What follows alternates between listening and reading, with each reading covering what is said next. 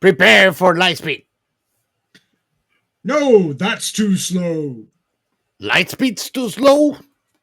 Yes, we need to go right to ludicrous speed. But sir, we've never gone that fast before. What's the matter, Colonel Sanders? Chicken? That's why I have the cap white. Pa-da-pa-pa-pa. Oh, wrong chain.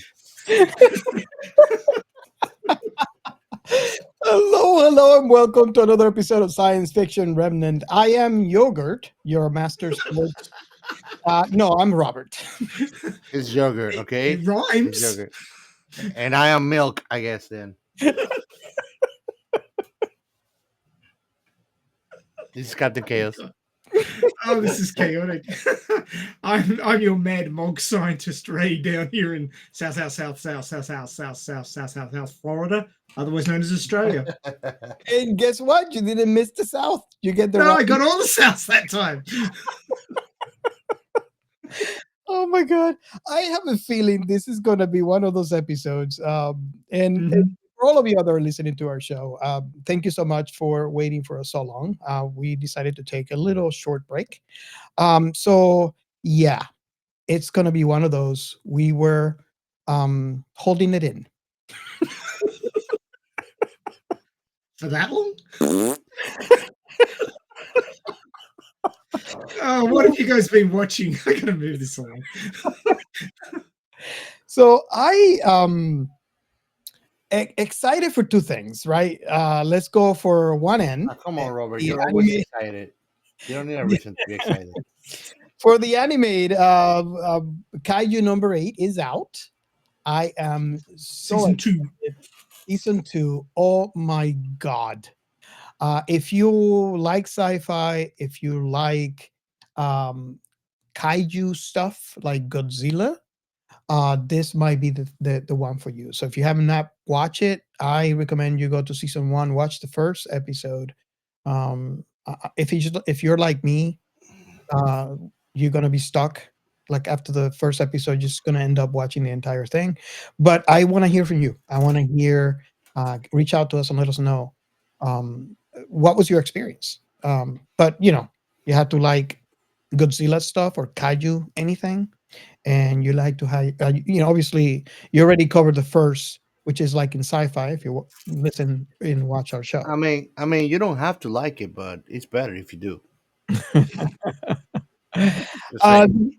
the other thing is, um, I finished Murderbot, and Hit it her. was freaking amazing. And I just hope that if you guys listen to our show, you know that we already cover what was out at the time, and I was holding back because I read the entire book, so I know what was going to happen. So when you guys listen to that episode, I think we only covered the first 8 at the time. Or was I think it was the I think first it was 7. I was 7 7. episodes. 7 episodes. Okay, so the show is out now, and you guys, we got to get on Discord and see because I don't know if Gio, if you got a chance to finish the whole thing or not, but regardless, you guys had tons of questions when we were recording that episode, and I am dying to find out from you guys to see if you were kind of right in your assumptions when we recorded that episode, or if you got all your answers, answered. And I want to invite our audience to join our Discord and join that conversation. So if you like Murderbot, oh my God, I absolutely love it. I have all the other books. I just got all the books. I'm planning to read book 2 next, because the most exciting thing that I can say about it is the fact that they got approved for season 2. So I was just like Nice. over the moon. So that's that. And then the next thing is I got a recommendation, which it's kind of strange, right? So I got a recommendation from our very own mad scientist here to watch the movie Extinction. And the reason why I said it's kind of like a weird recommendation is um, our very own Mad Scientist have not seen the movie yet. I'd seen a short from it, and I went, "Ooh, this looks interesting." And- And then it was on Netflix, and I put it on my to watch list. Yeah, that has happened to me a lot, right? When you get to watch a trailer and you're like, that really looks interesting. I would have to say, I'm going to wait for you guys to watch it. I think this is something that we could cover in our show. It was a really good movie, but I can tell you, if you guys are on our Discord, you're probably going to find out when I watched this thing, because I went to our Discord as I watched it and immediately posted, "Oh my God, I am stressed out." I was halfway through the movie and I was so stressed. And my heart just was going a mile a minute. And then the revealed happened, and I was just like in shock. The movie was great. So I can't wait for you guys to see it. And It has one of those once, the first watch twists, which is sort of like, all I can say without spoiling it is that you have a perception of the movie through the first half, and a complete different perception of the movie the second half. That's all I can say without spoiling it. So yeah, I really enjoy that movie, and that has been my sci-fi for now. I need to join you on the have watched extinction list very shortly. Well, my only sci-fi for this week is Gears of War 4. I've been killing zombies with chainsaws Very bloody. and consuming a lot of non-sci-fi. Other than that, what about you, Ray?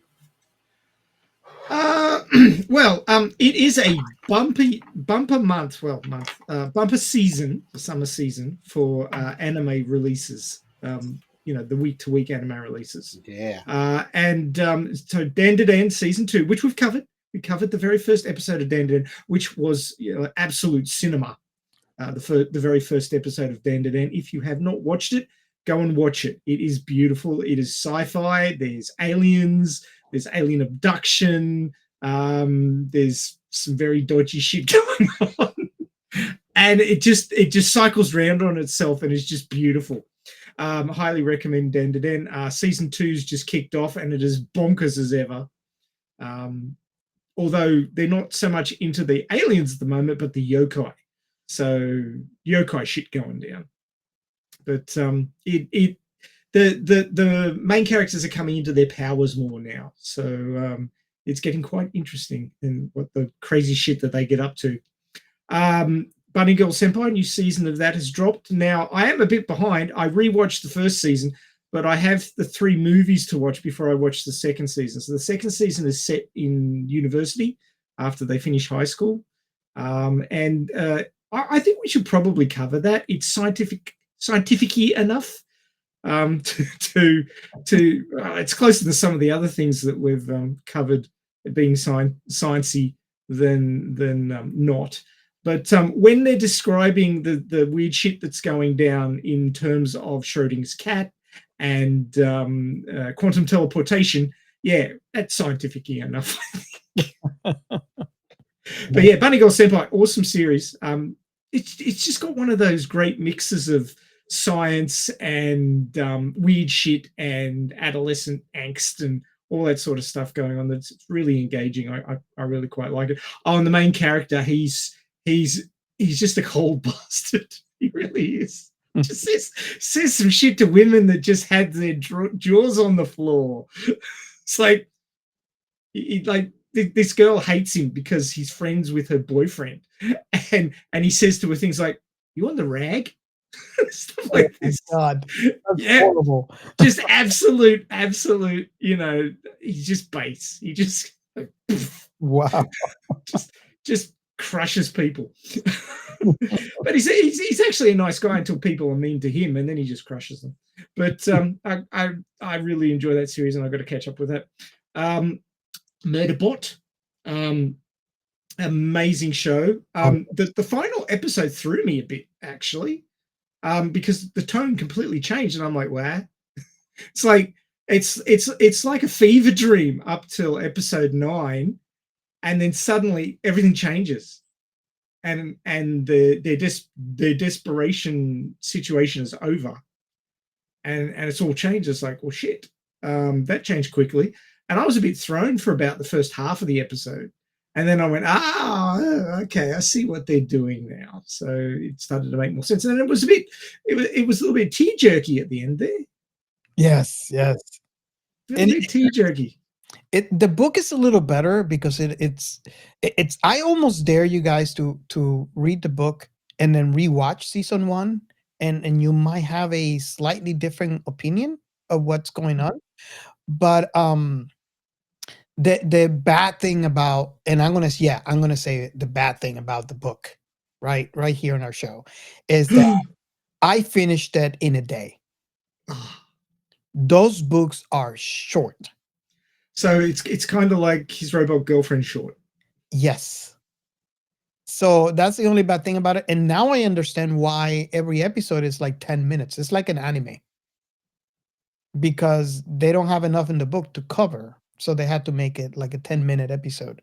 But yeah, I wish this would be like a 24 episode season 1, about 45 minutes an episode. That would have been amazing. But there's not enough. Maybe if you get all the books and pile them together. There's also a pre-book that it's 3 pages long. It's free. Does that cover what happened on the mining station? Yes. So I recommend, if you guys can pick it up, it's completely free. Go ahead and pick it up and read it. It's a page. There's no audio, but it's 3 pages long. So I'm sure you can read it in maybe 30 minutes. Maybe depending on how you read. But yes, the books, they're so short, but they're, oh my God, so good. Cool. Yes, I mean, there's lots of sci-fi stuff going on, or sci-fi adjacent stuff. Kaiju number 8, couldn't forget that. Fully back what Robert said about Kaiju number 8. We have covered it, I'm pretty sure. Or was that a fever dream? I'm not sure. But yeah, Kaiju number 8 is awesome. Yes. Oh yes. Awesome. Okay, so I guess we can move on to the next segment. Yeah. We are Science Fiction Remnant. This is the Funny Science Fiction Podcast. We are the Caribbean Science Fiction Network. We are Monorats. We are One Accord Level 2 Podcast. This is Jesse from Sudden But Inevitable and Open Pike Night. This is Sci-Fi. And if you're new to the show, this is a segment that we cover. This is Sci-Fi hashtag. And what it is, you ask, is our attempt to unite all of the IPs under one umbrella. So here's what you do. You follow the hashtag This Is Sci-Fi. Then next, if you're a fan, you already have something that you're posting about your favorite IP, your favorite sci-fi. You can stop talking about it. Or if you are a creator of any kind, right? You could be an author. You could be a podcaster, movie producer, whatever. If it is your creation, your baby, your sci-fi love, you have a lot to say. And most probably you are already posting. So all you got to do is add the hashtag This Is Sci-Fi to the end of that post and let it be discovered by other people that are following the hashtag. I seen, if you are a long listener, watch our show regularly, you know that there has been so many different things that we have seen of that hashtag over the years since its creation.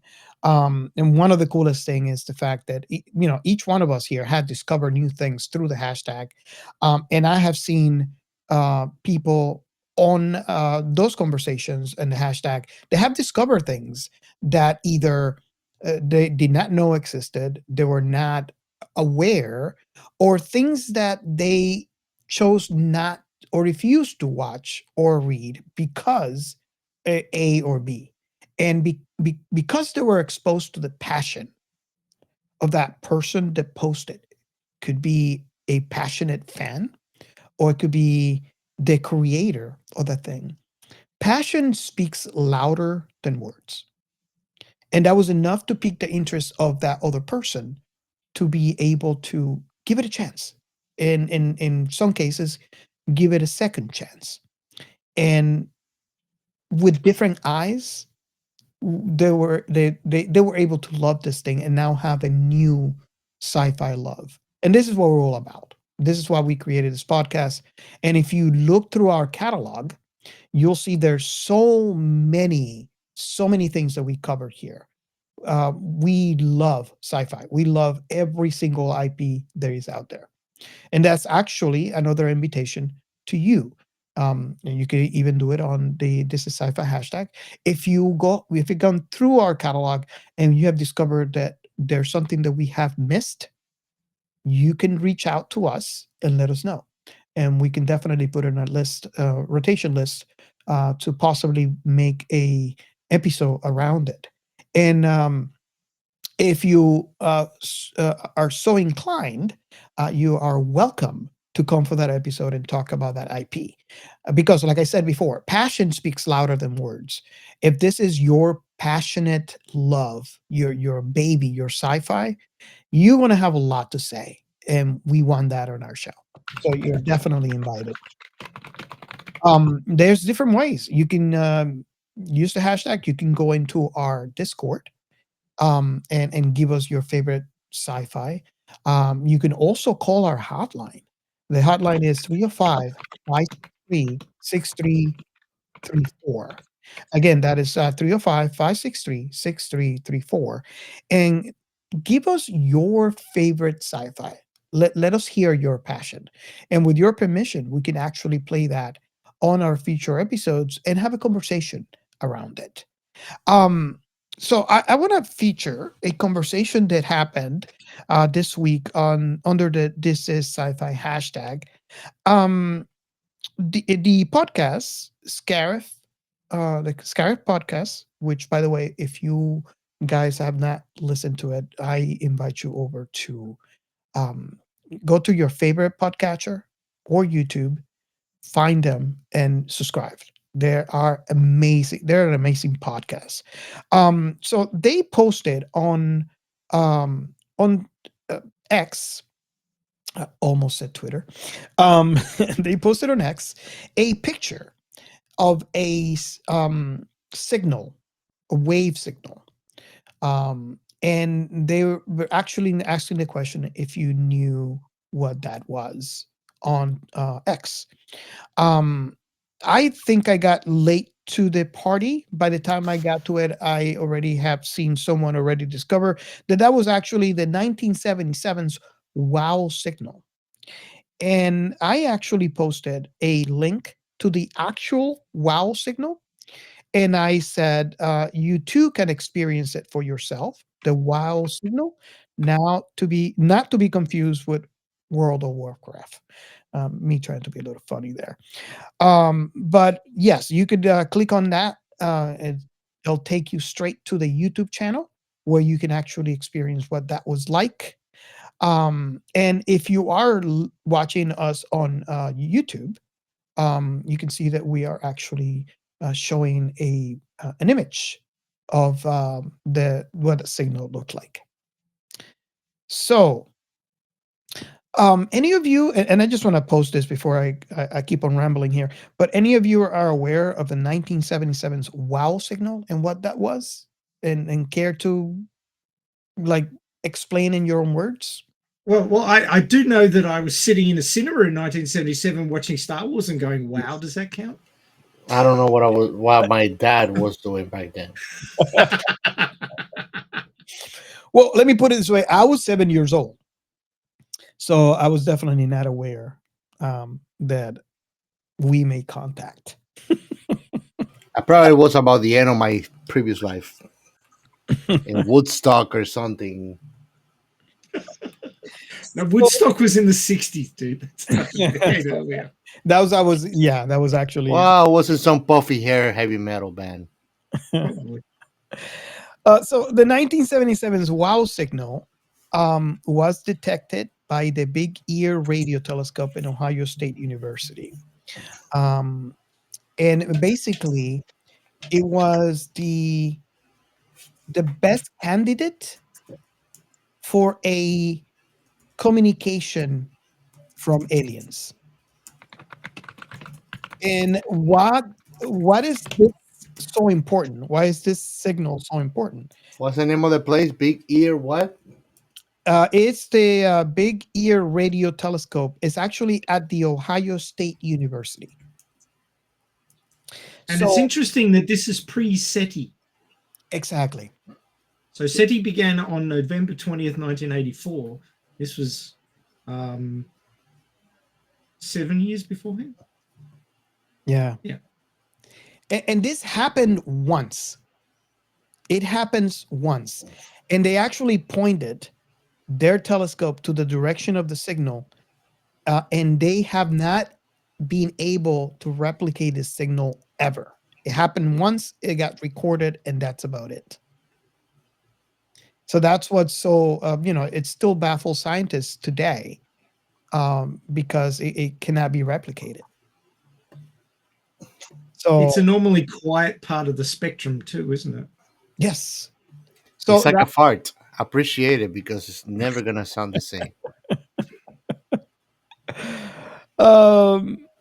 Okay, so I got a couple of notes here. Like, for example, most astronomers didn't accept it because the comets were in the exact spot where the signal hits. The comet emissions are too broad and weak compared to the sharp, narrow band of the WOW. So, I mean, those are comparisons with the WOW signal. In addition, no follow-up signals was ever found from the same location ever. This is what actually intrigues most of the scientists. So, and I think, what was the spectrum? This was at the 1420 megahertz hydrogen line, which is a protected natural quiet band of the radio spectrum.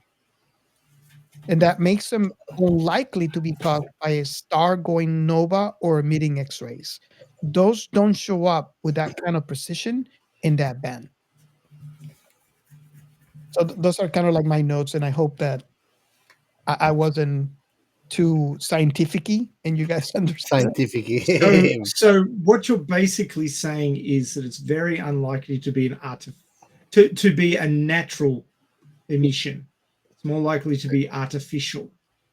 In case that you didn't know, Robert, when created. somebody say what you're basically saying, it means it was not that simple.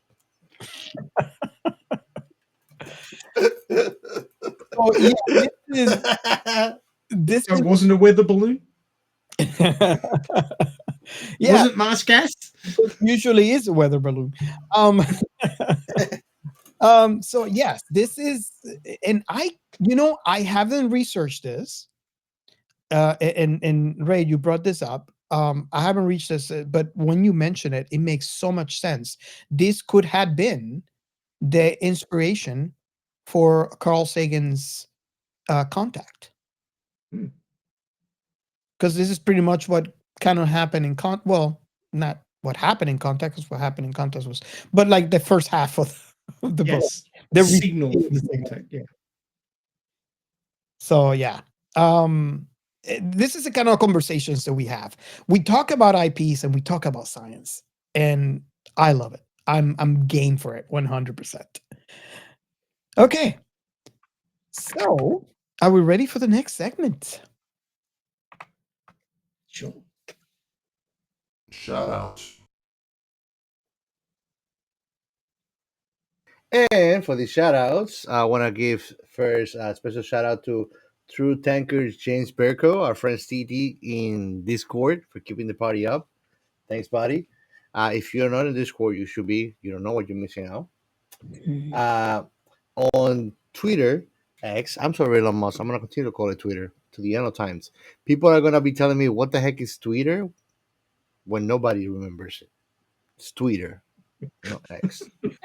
Cinema Recall. But if you want to find them, you gotta have to type x.com. It sounds like a porn site. I don't know what Elon Musk was thinking, but Really, think It's about it. one You gotta- third of a porn site anyway. if you sneeze Well, a or third. stutter, if you sneeze or stutter when you type in that website, the possibilities are incredible. If you want to find them, Cinema Recall, go to x.com, Twitter. You can type Google Twitter too, you'll find it. And you'll find it by cinema_recall. They're awesome. You should listen to them if you're not listening to them. Yeah. And last but not least, somebody else non safe for work. I will let you know by now. Dear Nikky, go and check her out. You can find her at the Nikky, and that goes DNIKKY162. Go and check her out. She's awesome.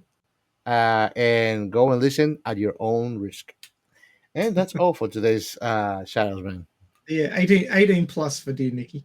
Yeah. Yes. And headphones are a must. Yes, definitely. They're really handy. And a bucket of water too. And a cold shower, you mean? You better refresh. Oh God, nice. Okay, so we ready for the next segment? Yeah. The Alita Army News. Oh, so he's gone all deep and husky on me. And maybe that's for Dear Nikky. So it's a holdover. Oh yeah. That was after listening to Nikki. Sorry. Yeah. Okay. Do we need to pause while you go and arrange yourself? Understand it, Ray. He can control it. Okay. He's a mature man. He can control it. So on Radio Chaos episode 275, yes, it's the numbers just keep going up. Give us a sequel already, Disney. God damn it. We had the topic of self-insert episode 1. If you could put yourself into the Alita Battle Angel movie, who would you be and why? Now that's a question that could be answered right here. So what do you reckon, Robert? What would you do? I want to go first because let me just go on record by saying I am part of the Alita Army because not only did I watch the OVA when I was really young, a long time ago, I really, really, really enjoy the film, and I wanted part 2 of that film. So, with that being said, I would not want to be there at all. That was actually the consensus. Most people said, I want to be a background person if I have to be there at all, because being one of the main characters just gets you targeted by Nova. It's like bad news. And I don't want to be a nobody either, because then you're just, they just get you for parts. So no. Oh, you're gonna be surprised with mine, Ray. Oh, really? All right. Yes. Well, surprise Oh, me. he wants to be Hugo. That's what it is. Yes, I'll be Hugo, and I destroy myself before I even get the chance to meet Alita and fix the movie. So I was right. I was joking. You were joking. He wasn't. Oh, dear. Oh wow, nice. So basically, my consensus is what Robert would think is crazy. Oh, my God. Nice. So I haven't shown you the thumbnail for the episode yet for a reason. I usually throw it up straight away, but the topic was self-insert, right? So I thought, who can I insert? I happen to have a picture of I'll show you the picture now. happen to have this picture of Creaky giving Rosa Salazar a cuddle. This is Rosa Salazar. Creaky is a Casanova. Casanova. He's a happy. So Rosa, who just turned 40 this week, I should mention. Doesn't look 40, but wow. Anyway, so Creaky got to give Rosa a cuddle, and there's a lot of people out there in the Elite Army who are very jelly about this, including Angeli. We call him Angeli now, not Angelus, because because he's so jealous about this. Uncle Creek, I know that it's an achievement and everything, but please shower after the hug.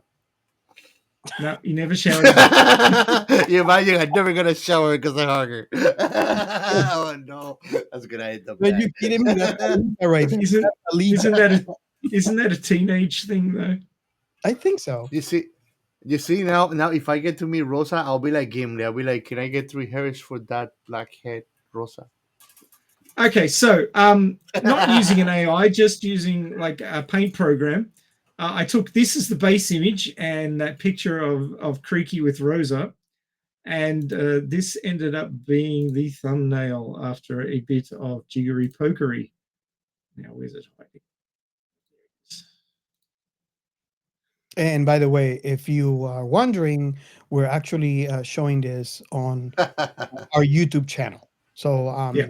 if you're listening to our show on audio, just give it about a month and go to our YouTube channel. By the way, subscribe now.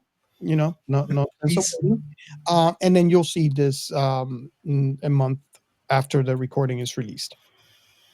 And of course, if you're at all interested in the events of this particular live stream, they are all recorded on the Alita Army channel, hashtag Alita Army, one word, channel on YouTube. That's where we run the live streams on Saturday afternoon US. It's late Saturday night for Europe, and it's early Sunday morning for Australia. So myself and Angelus, we live on the east coast of Australia, so we get up very early to do that. But it's all for the love of the movie and the IP and the character, so we make that effort, and we're there pretty much every Sunday morning or Saturday afternoon in US, or Saturday night, early Sunday morning in Europe, talking about Alita, keeping her current, and pushing for sequels. So there's Creaky self-inserted as Creek Edo. And you know, I would actually believe that Creaky could swing a rocket hammer because he's got way bigger guns than Oh yes. Christoph Waltz. So Oh, and the funny thing is that he's more than a decade older than Christoph Waltz. So nice. well preserved. But yeah, that was the thumbnail for this week. Awesome. And if you are wondering why I was laughing and getting distracted, you must be you need to watch our YouTube channel to see what our very own Captain Chaos is doing to us. I'm just showing you the thumbnails. What I'm just showing the thumbnails. Let me show you what our very own Captain Chaos is doing to us. Oh no.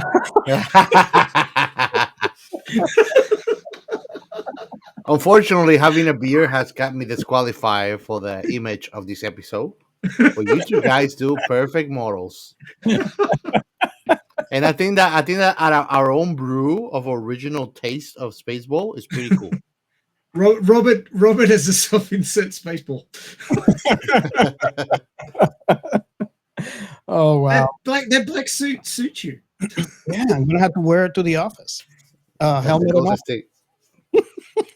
Your head will be safe. Yeah, that's like the funny version of a dominatrix. What would you call it? Like a funny natrix? Funny natrix. A doofinatrix. No, that's true. They call everything Schwartz in the movie, so that's a Schwartz minatrix. Is that when Arnold Schwarzenegger goes full dom on? Schwarzenegger, yeah, Schwarzenegger. Schwarzenegger. He's a Schwarzenegger. Oh, Arnold dear. Schwarzenegger. I'll be back. So I guess we're semi-ready for this episode. We're already killing I am dying to see how Ray's gonna go about the plot. Oh, I have a plot. It's all good. Surprisingly, this movie does have a plot. You would think Well, it yeah, you don't think it has a plot; it just has a bunch of gags. actually, no.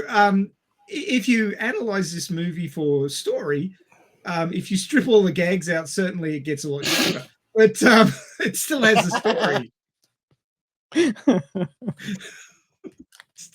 It still has a story. In a galaxy very, very, very, very far away. Very. Very. Did I get enough varies? Is that like south? Very, very, very. The ruthless SpaceBalls, led by President Scroob, have squandered their planet's atmosphere. Should I read this in Dark Helmet voice? I can read. Desperate for oxygen, Scroob hatches a plan to steal it from the neighboring planet Druidia. No, I can't do that for the whole thing. It's just too long. By obtaining the code to its air shield, destroying Druidia in the process. Because they're bastards. On Druidia, the spoiled Princess Vespa flees an arranged marriage to the narcoleptic Prince Valium. Of course he's narcoleptic. Having already rejected all of the other suitors in her search for true love. Meanwhile, the mercenary Lone Star and his half-man, half-dog companion and best friend Barf are contacted by crime boss Pizza the Hut, who demands repayment of 1 million space buck debt. King Roland of Druidia offers Star the same amount to rescue Vespa and her droid servant Dot Matrix. Now you have to be old enough to get that joke. Chaos is like, what? It was a joke? What? I don't understand. Oh, dear. King Roland, I know I've said that bit, aboard their Winnebago spaceship Eagle 5, Star and Barf rescue the pair just before they are captured by the Spaceball ship Spaceball 1, commanded by Colonel Sanders and Scroob's top enforcer and sidekick, Assistant President Dark Helmet, who wields the mystical power of the Swartz. However, Eagle 5 runs out of fuel, forcing Star to crash land on the desert moon of Vega. Because of course he did. The four wander through the scorching landscape with Star and Vespa exchanging barbed remarks and mutual attraction. They cannot act on their feelings, however, as Vespa is duty-bound to marry a prince. They collapse from heat exhaustion and are rescued by the Dinky Dinks, a group of robed diminutive aliens, and taken to the hidden temple of Yogurt, the wise sage who breaks the fourth wall shamelessly to advertise Spaceballs merchandise. Yogurt guides Star using the Schwartz, using a ring to channel its power. He also deciphers Star's medallion, found with him as an abandoned baby, but withholds its meaning. Unable to locate Vespa, Helmet and Sanders watch a VHS copy of Spaceballs and skip forward into the film to find her. On the moon, Helmet uses the Schwartz to impersonate King Roland, tricking Vespa into revealing herself. She and Dot are captured and taken aboard Spaceball 1. Star and Barf give chase. Helmet extorts the shield code from Roland by threatening to reverse Vespa's plastic surgery and restore her large nose. Star and Barf infiltrate the prison on planet Spaceball, rescue the captives, leaving stunt doubles behind as a distraction, and escape in Eagle 5. Yes, it's just the craziest plan ever. Oh, God. With the shield code in hand, Spaceball 1 transforms into Mega Maid, a giant robot maid, and begins vacuuming up Druidia's atmosphere. Using the Swatch, Star reverses the vacuum from suck to blow, saving the planet. He pilots Eagle 5 into Mega Maid's head, finds the self-destruct button, and battles Helmet in a Schwartz duel using the ring-projecting lightsaber-like beams.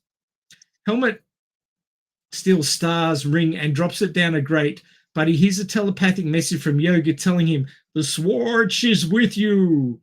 Coming up with a plan to defeat Scroob, Helmet, and Sanders, Star wields the Swatch to reflect Helmet's energy blast with a mirror, sending him flying into the self-destruct button. As Eagle 5 escapes, Mega Maid explodes.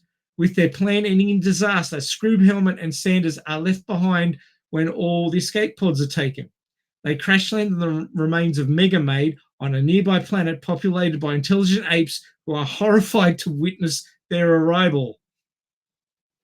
I say, what's coming out of that nose? Oh, it's Spaceballs. Ah, there goes the planet.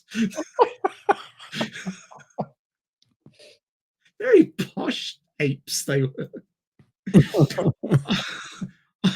on Druidia, Star and Barf learned that Pizza the Hut locked himself in his limo and ate himself to death, clearing their debt. Because of course he did. They returned Vespa to the father, but declined payment for rescuing her. Star leaves, reluctantly accepting that Vespa must marry a prince. In space, Star and Barf discover the final message from Yogurt hidden in a fortune cookie. The medallion proves Star is a prince. They return to Druidia just in time to stop Vespa's wedding to Valium. Star reveals his royal lineage, and he and Vespa are joyously married. Roll credits. So see, look, there's a plot. See, I read a plot. There's a whole plot. It's not just a bunch of jokes. I have a feeling he had such a fun time writing. Somebody had fun, yeah. Oh my god. Okay, so I guess we should start with a very first question that we ask in the show. So the question, if you're new to the show, is how old were you when you watched this for the first time, and what was your very first impression of it? So now, I guess I'll take a poll and see who wants to go first. Gio was the noob here today, so he watched this film for the first time today. I was exposed to this today. Exposed. Wow. That's all I gotta say about this. Wow. You know my thought when I was watching this is a nerd or like a gatekeeping fan watch this and they will be raging all the movie saying that's not how it works. And I love it. It was laughter and amusement all the way through and through, man. Oh wow. So I think we're taking it a bit too literally. No, we're not. We're following orders. Keep combing the desert. Yeah. Oh god. Okay, so just to help us decide, I saw this in the theaters. Ray, when did you watch this? I saw it in the theaters. Okay, so I saw the trailer and went, I gotta see this. I mean, I was in late high school, so I was a teenager. This was right up my alley. So we both got to see it with teenage eyes. I was 17. Oh yeah. 17 when I watched this. So I don't know. You want to go first? Want me to go first, or it's up to you. Maybe. When you say that this movie was, no, I already went because I was the first one. But let me ask you this: will you both say that this movie was definitely fan service for you guys when you were kids? I think that for a sci-fi fan, this was with a 12-year-old mind, and is awesome. Well, you gotta look at this movie. I think the main genre is comedy, really. Yeah. And the beautiful thing about that is that they're giving you sci-fi on it. Yeah, and so much. Well, it's a specific type of comedy, which is parody. Mm-hmm. So if you're parody, like there was a lot of parody movies in the 70s and 80s. All the airport movies, the airplane movies, the Naked Gun, Barbarella, Galaxina. Yeah, that's so many parodies. We don't do parodies anymore because nobody's got the balls for the humor. Yeah, you can't do that anymore. Trigger warnings and safe spaces have ruined everything. I am so excited for SpaceBalls 2. Oh yeah. I think that's why everybody still likes Eminem. It's because he just doesn't care. He doesn't care. He does not care. Okay, so I could go first if you want. Yeah, go. I watched. We know you're dying to say it. I was 17 years old when I watched this for the first time, and there were so many. Like I remember, aside from me not being able to breathe from laughing, which I think a very own Captain Chaos got a sense of that because we did a watch party today, And if you are not on our Discord, this is the kind of things that you will miss out. So we were actually watching this in the watch party. Yes, I was laughing my head off. But there's so many meta things that I never thought I would have seen in a theater. Like there's a scene where he presses the button to turn the communication camera off and he turns the screen off. And I remember everything going black in the theaters. And then I was like, okay, I look back to see if there's anything wrong. Because back then, not anymore. Today we use digital cameras when it comes to theaters. But back then it was celluloid. So I remember looking back at the little tiny window behind me to see was something wrong. And I see light coming in. So I was like, okay, so what's going on with the camera? And then I hear them talking. It's like, what? Did you press the wrong button? I pressed the wrong button. So they pressed, and then the view came back. That was one meta that I really appreciate. The other meta that was really, really fun.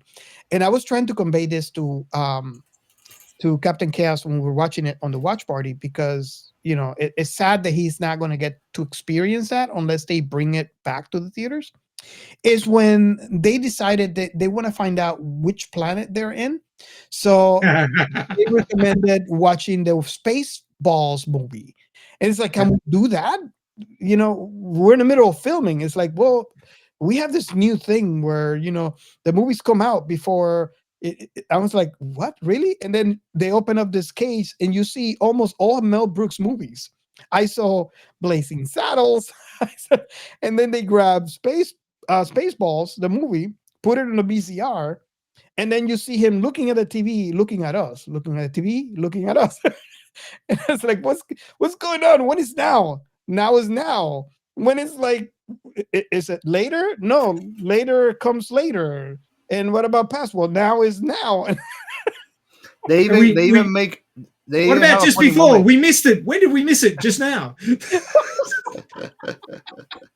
I considered that as the quote, but I thought we might get too confused and stuff. So I remember those are clever things that I don't know. And I'm actually thinking if something like that, obviously it would have to be a comedy. Well, not necessarily, but I can't think of any other movie that have replicated that effect for me, where it's so meta. You're on the theaters. I mean, there have been some other attempts, but not like this. And those are the two things that I, aside from me like spilling my drink through my nose, which bad idea at the movie theaters. You got your popcorn and your Coke. It is really horrible to have Coke coming out of your nose. That's all I'm gonna say. But it was so much fun to watch this, and I was so game and so excited as a sci-fi fan, because I went in for the comedy, because I like Mel Brooks, and I got out with a sense of someone gets me, because although it was advertised as a Star Wars parody, I got so much more. We got Star Trek, we got and I'll get to that in a minute, but we got so many sci-fi IPs within that one parody. 2001, A Space Odyssey as well. I got a list. As a matter of fact, let me go through that list right now.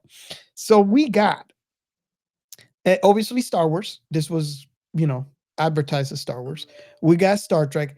Really, really funny bit about the transporter malfunction. Lock 1, Lock 2, Lock 3, Lock Loman. Here we go. And how they got back, the president got put back together backwards. So yeah, we got Star Trek. We got Aliens. That Hello, my baby. Hello, my honey. Looney Tunes and Aliens. Not What again. more can you get? Right? I remember when that movie came out, that bit played so much on TV. People were like all over that bit. That's Looney Tunes and Aliens. I would never ever thought that I could say those two things in a sentence before. We got at the end, we got Planet of the Apes. Which, by the way, Ray, you just quoted it just a few minutes ago. We got Space Odyssey 2001. Dun, dun, dun, dun. We got Transformers. And of course, aside from it doesn't stop at sci-fi, right? You got the Wizard of Oz, you got the Bridge Over the River Kwai, you got Rambo, you got One Froggy Evening, we got Prince Valiant, we got Jaws, we got Snow White and the Seven Dwarfs. Yes, Ding, they went ding. hardcore on the Disney Ding, ding, music. ding, ding, ding, ding, ding. Ding, ding, ding. So yes, let me stop there because I want to hear your thoughts, Ray. But Oh man, it's fun. Oh my! there are so many. This movie had the Easter eggs, more Easter eggs than Easter. And that was before Easter eggs were a thing. It wasn't called Easter eggs back then. They were cameos and secrets. It was before the term Easter eggs had even been coined. When I saw John Hurt in the bar, and they're having the guy next to him's telling the joke, and I think he was the only one who was out of Aliens. All the other ones looked like exactly they were lookalikes, but the actual actor John Hurt, who played Kane in 1979's Alien, reprised the role of Kane in Spaceballs and had an alien come out of his stomach. And it was, oh no, not again. I love that line. Oh, not again. I mean, there's so many beautiful things about this movie that if you go digging into it, you can dig for days and find different things. But yeah, that one just was gobsmacking. I mean, that's the same guy. And it's like, oh no, not again, bro. And then it started singing. Did you get sold on the movie like I did? As parody. Yeah. So I have to watch. I mean, the Ventolin was out for the people who had asthma because they couldn't breathe because they were laughing too. Oh god! There was people out in the foyer huffing Ventolin trying to breathe because they'd laughed so much that they had an asthma attack. So yeah, I mean, the movie was dangerous to some people, but endorphins for the rest of us. But yeah. People with asthma probably didn't enjoy it. To a point. I mean, they were laughing until they stopped breathing. Yeah. So, could you say that this movie was to die for? In some people's cases, yes. But it's a very smart movie.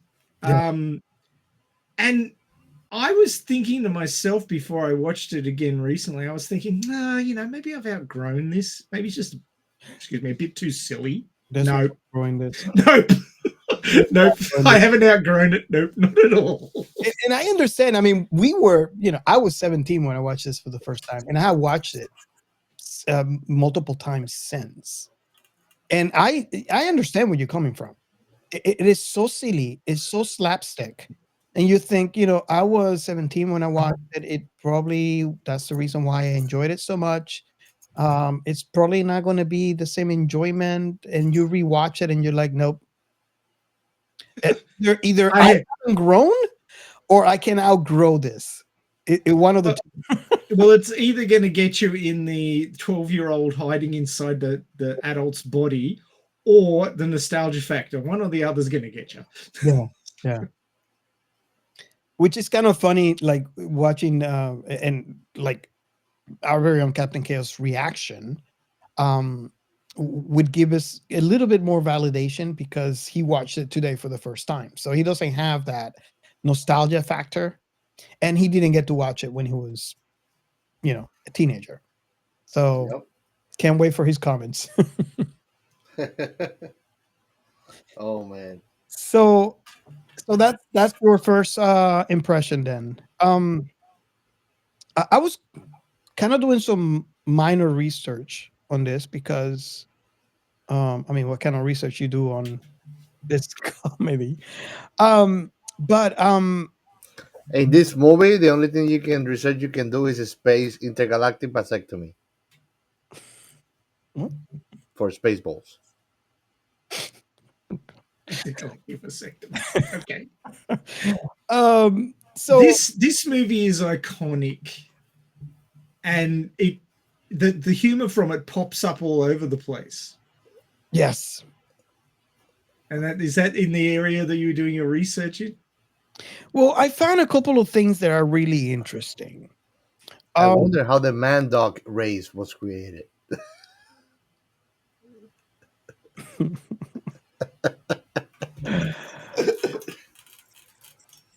So let me see. I'm trying to go through my notes because there's a couple of things that I want to mention first. And Well, I've got something I can bring up while you're sorting your things out. Go ahead. So, Bill Pullman, who was a handsome fellow when he starred in this one, and you know that he didn't get top billing because he was not famous then. They talked about Rick Moranis and the guy who produced it, who had two roles in it. Come on, brain work. Mel Brooks. Mel Brooks. They talked about Brooks and Rick Moranis, but they didn't really like Bill. They didn't really put Bill Pullman, on the like big letters on the posters or anything because he wasn't big back then. But then he went and did movies like Independence Day, and became a much bigger actor. And it's interestingly enough that there is a link between Independence Day and Spaceballs. Do you know what it is? No, I'm interesting. What is Bill Pullman's character in Independence Day? What is his call sign when he's flying his jet? He's Eagle 5. And what is the name of the Winnebago they fly in Spaceballs? Eagle 5. More Easter eggs. There you go. Linky. So I found two things. They're separate, but I'm going to put them all together because I found them interesting and together. So in a 2013 television interview, Mel Brooks stated, I think this was shortly after the Lifetime Achievement Awards. I can't find which. It was just a television interview. I can't remember where it was aired. But Mel Brooks stated that he personally obtained George Lucas' permission to the parody. Yes. And any of all things Star Wars related, but under one condition. They're not supposed to be any merchandise.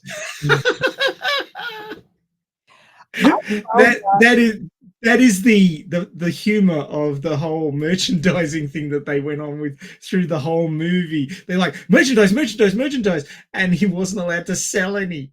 That's even funnier. You know how long it took me to find out why I couldn't find any merchandise? This was televised. This interview was televised in 2013. The movie I saw it in 1987, and I remember looking because I wanted to buy a shirt. I wanted to buy the cereal.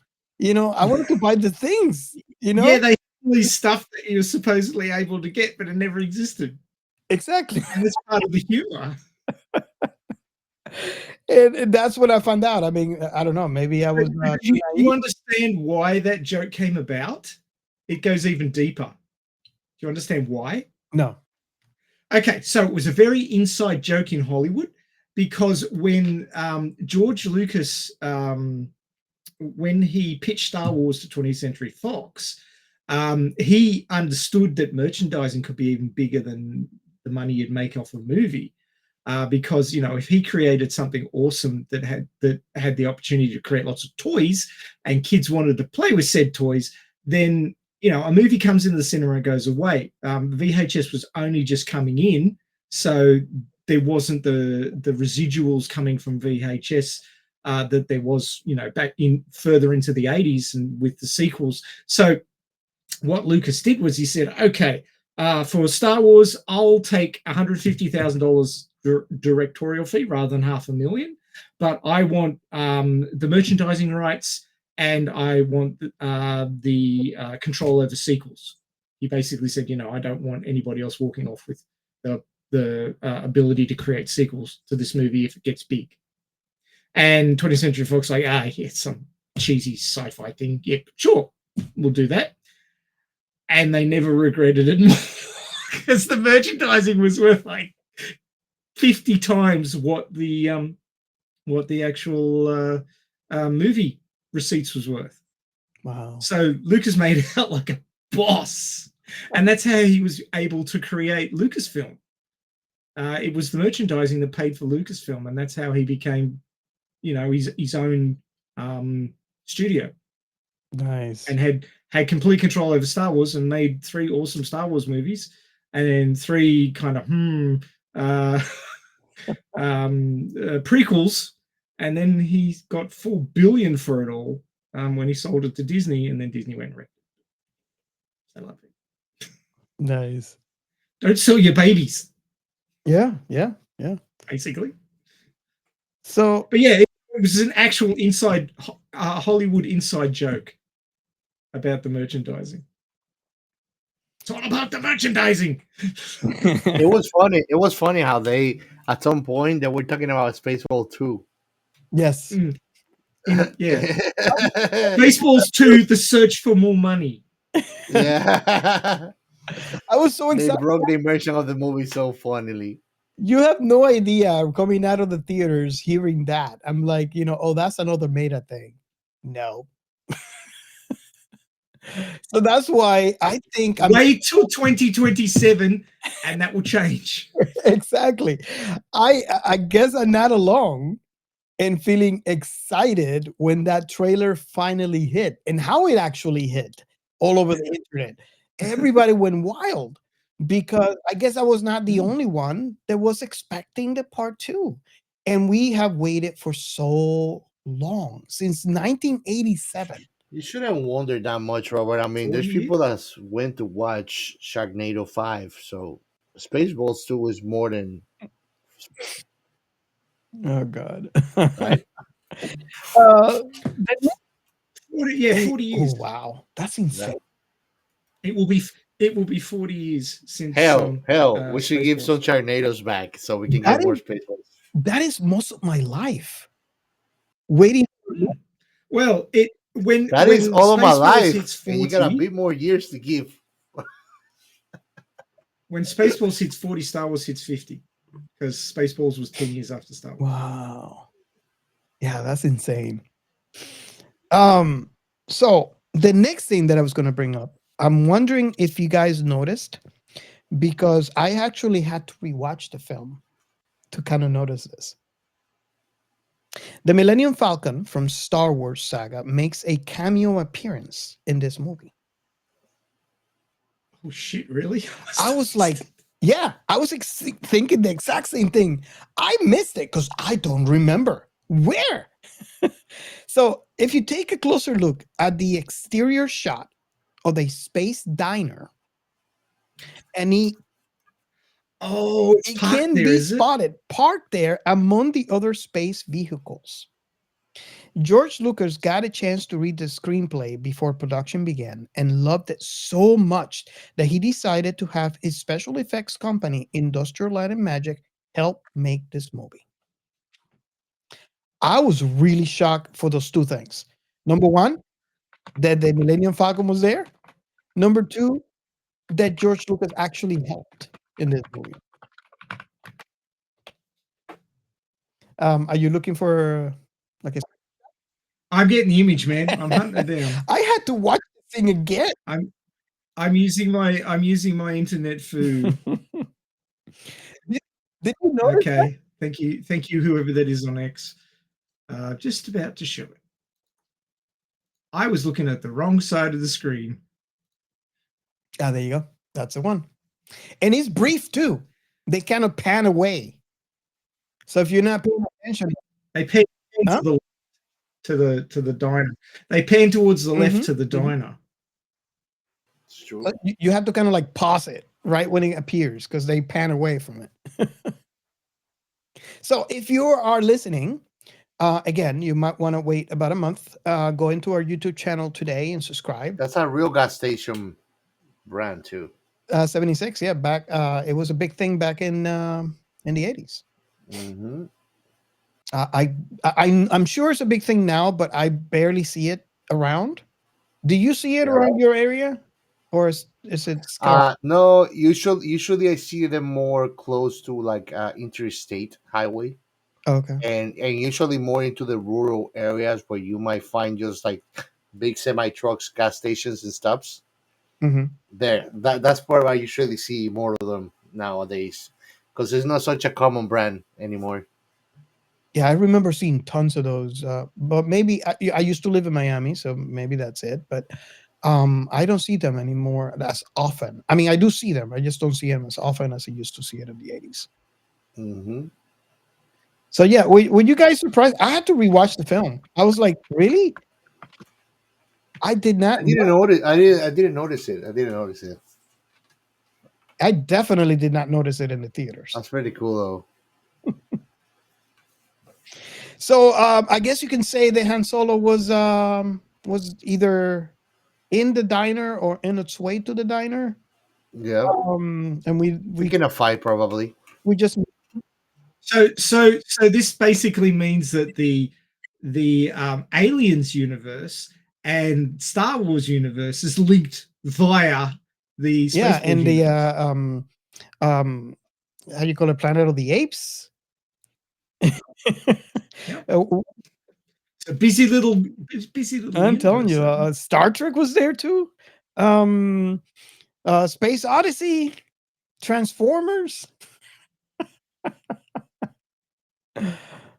Oh wow.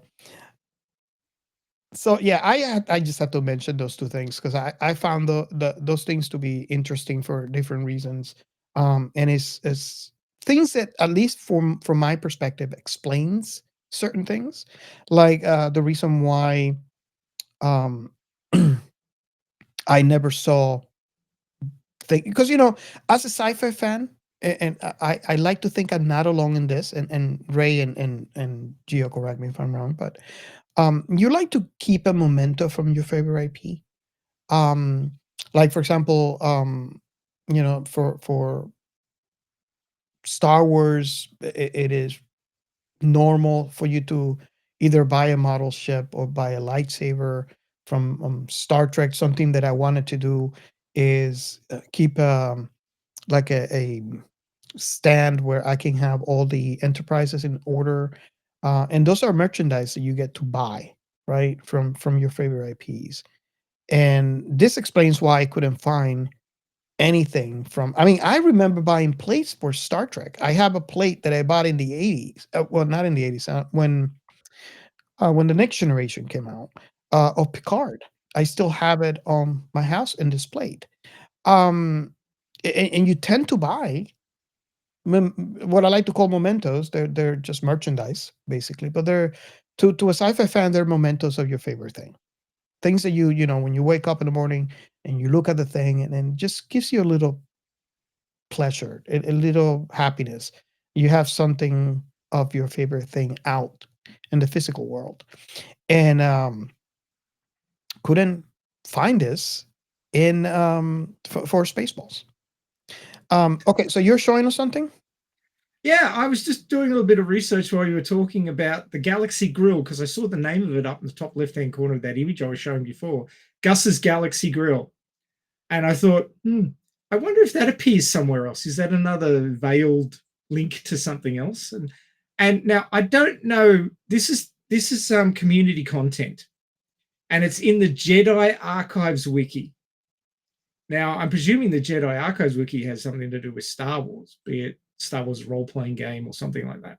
Mm-hmm. But it's got the Galaxy Grill referenced in there because obviously, if Han Solo's Millennium Falcon is parked there, then obviously it's gettable to in Star Wars, the Star Wars galaxy.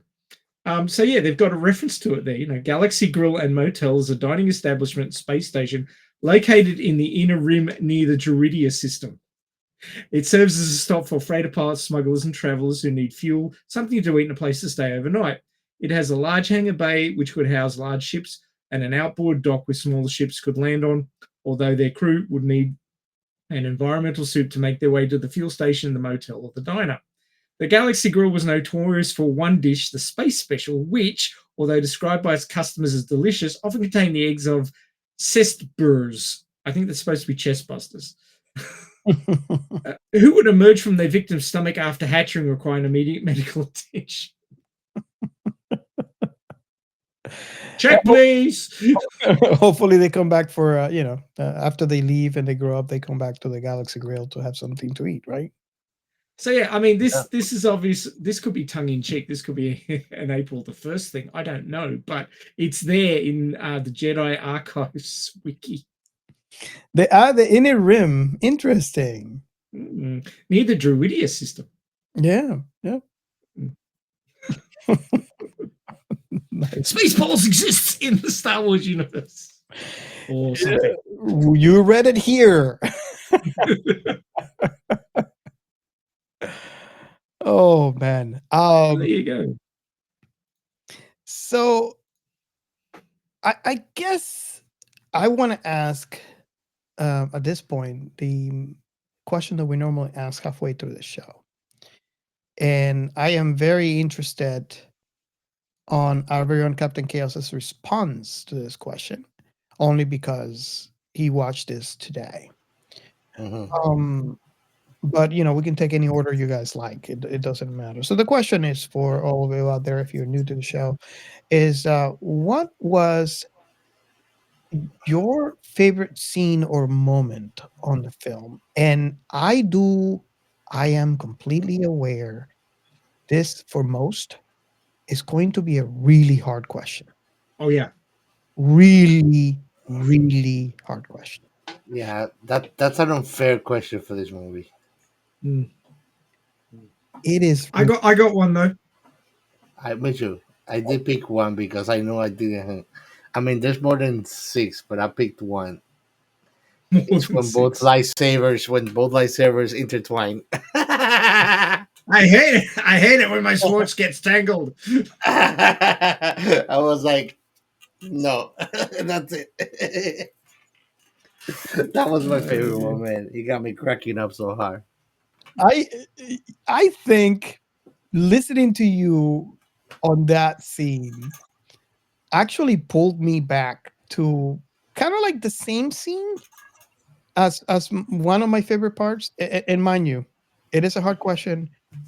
This by all means doesn't mean that this is the only scene that I love. This movie has so many great scenes that I can, we can make this a 4-hour show. But the scene where that really got you guys hear me say how horrible it feels to get coke through your nose. This is one of the scenes that got coke through my nose when I watched this. Well, it depends. It depends. If it's coming from your nose, it's bad. Some people like it when it goes into it. No, it's coming out of my nose. No, okay. Completely out of my nose. It is the part where they're like together and they got their rings and they're ready. I was not expecting what I saw. And they put their hands towards their crouch and they press something and the lightsabers come out. And that's the scene that got coke out of my nose. Because I was not expecting it. Yep. And then on top of that, the line that comes right after. Oh, I see your swords is bigger than mine. Yep. Oh my God. Yes. So Ray, how would you answer to this? What is your answer to this totally unfair question?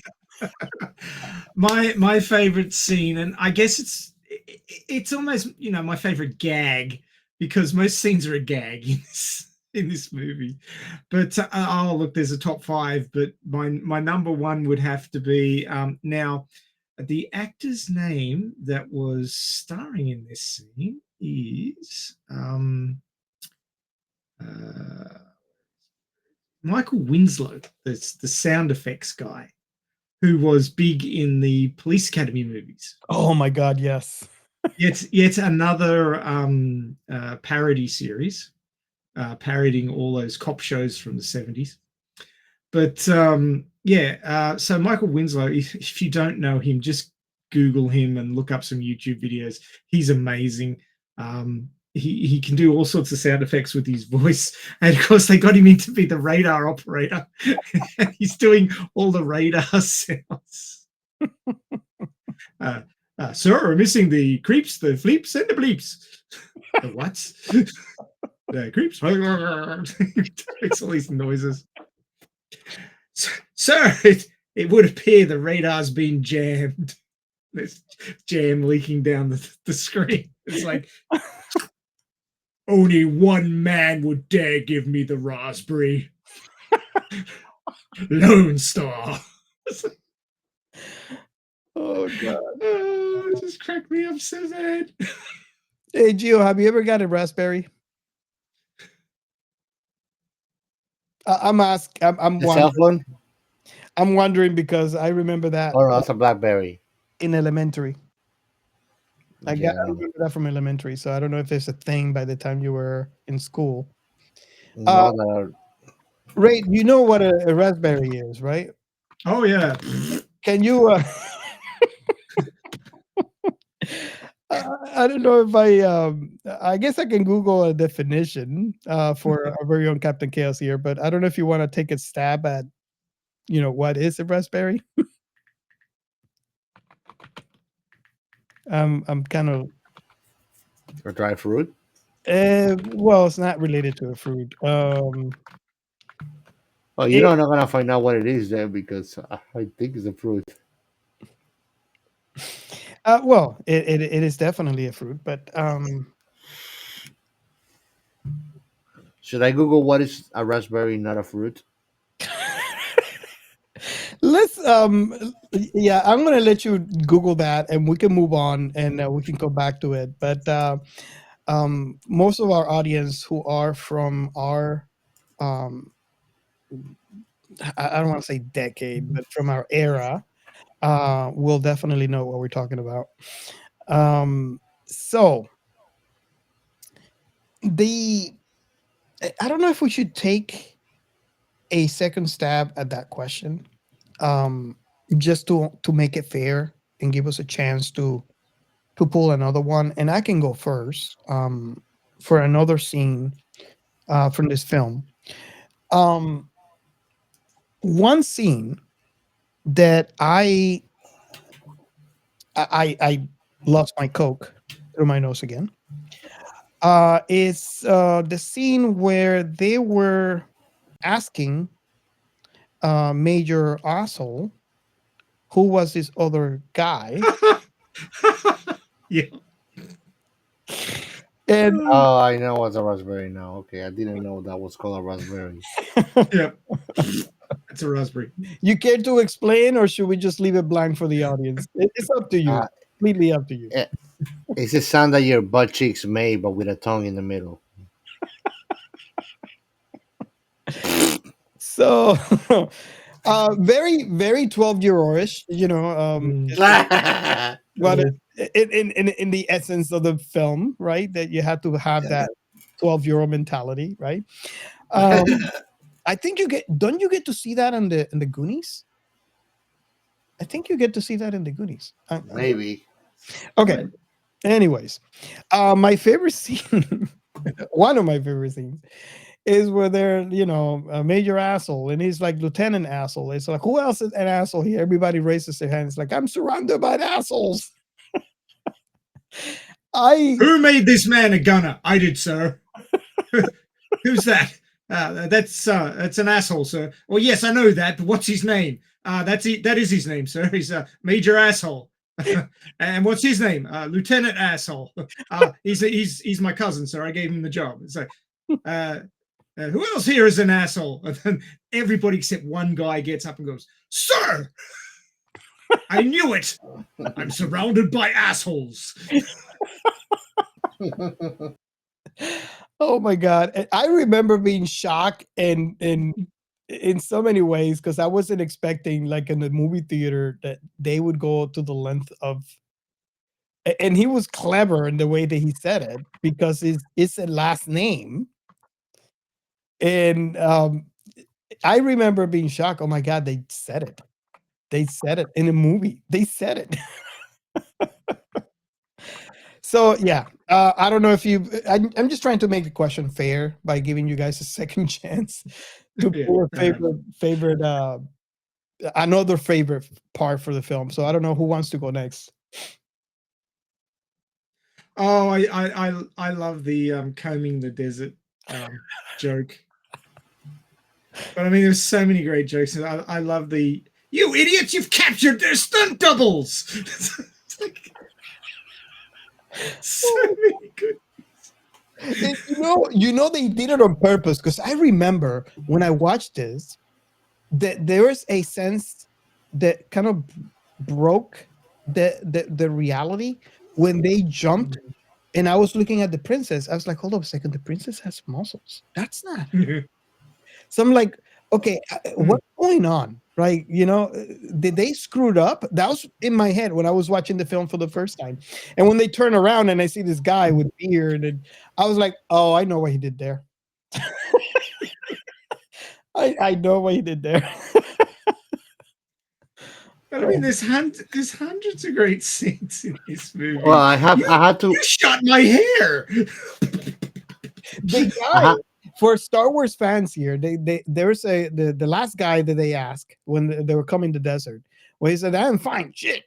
That actor, I don't know if you guys know, is Tuvok from Voyager. Was it? He was so young. He was so young. Oh my god. So yeah, I don't know. You guys, you might want to Google it and have some fun with that. I know Gio would not understand that because he hasn't seen Voyager or most of the Star Trek. But yeah, the thing that I think makes it funnier today than it did when I watched it for the first time is considering the role of Tuvok and how serious and proper he is in this in Voyager, and then seeing this other side of on this film when he's just completely, Definitely not Vulcan. Yeah. exactly, very very with a lot of emotions. Let's say that. Gio, you had another one that you want to add before we move on to something else? I'm just trying to be fair. Well, I did. I'm not gonna say scenes, but a character. The oh my god, the director guy that did the cameo, Mel Brooks, yeah. Mel Brooks, with the shiny face, the old man. Every time that he finished talking, and then he goes like, whoa, whoa, whoa, whoa, whoa, whoa, whoa, whoa. He just start babbling. Oh my god! Yeah, that was he great. catch me every time. He did it like 3 times in the movie, but he catches it like off guard because he's like doing his character, and then he just like goes too much off on it, like whoa, whoa, whoa, whoa, whoa. And he's just funny as hell. Yeah. He did say on a DVD commentary that was one of his hardest role to play because the colored makeup gave him a terrible rash. You imagine that? I'm just hear that and I'm like, ouch. Yeah. Because there was a couple of close-ups of his hand with the ring on it, and it did look kind of bumpy, like maybe he was having a reaction. Yeah. Oh yeah, that explains it. But there was no OSHA back then, Yeah, they had to shoot those scenes out of sequence because because of that. He was having a horrible time with that makeup. I think there was actually a reference to a show that I do want us to cover. Now I can't remember the name of it. Quark. Remember me mentioning Quark before? Yeah. The US parody sci-fi show that was about a space garbage collector. Remember that one, Quark? Rings a bell. Yeah, it rings a bell.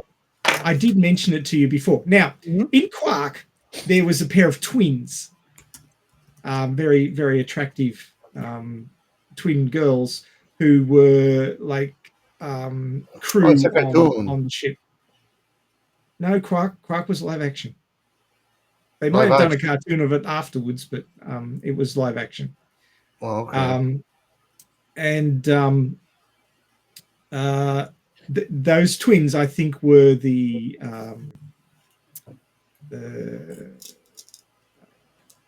basis that for the twins in Spaceballs. I think they were borrowing from this. So there's another one for your list.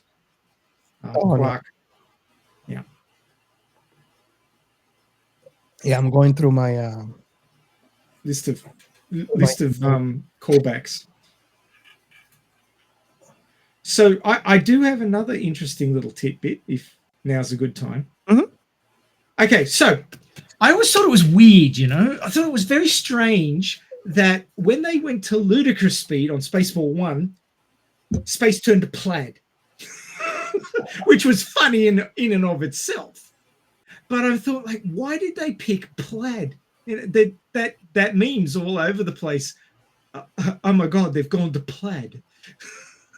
which is something that Barf says when they're when they get overtaken by Spaceball 1. He says they've overshot us by a week and a half. It's like, but I always wondered, why did they pick plaid? So a little bit of research later, and now, nearly 40 years later, I now understand why they went to plaid. Would you like me to share it with you? Yes, please. Okay, so you would be cognizant of the concept of going to warp, right? Which is, something that now I've got to get the right image here. Where is it? Right, where are you hiding? Here we go. Okay, share this one. Okay, so whenever a ship goes to warp, be it in Star Trek or Star Wars or whatever, the stars do this, right? So the stars start to stretch out and they start going past you, and they call it warp. But why do they call it warp? Well, the one theory is that it's got to do with weaving. So if you know anything about weaving, now let me change the image I'm showing again. Now, I'm afraid you'll have to go to YouTube to see all these things. But now, it's this one. Okay, shit, that one. Okay, so with weaving, you have the warp and the weft. These are the cables or the cords of material that they weave together. So the ones that run from you away from you are called the warp.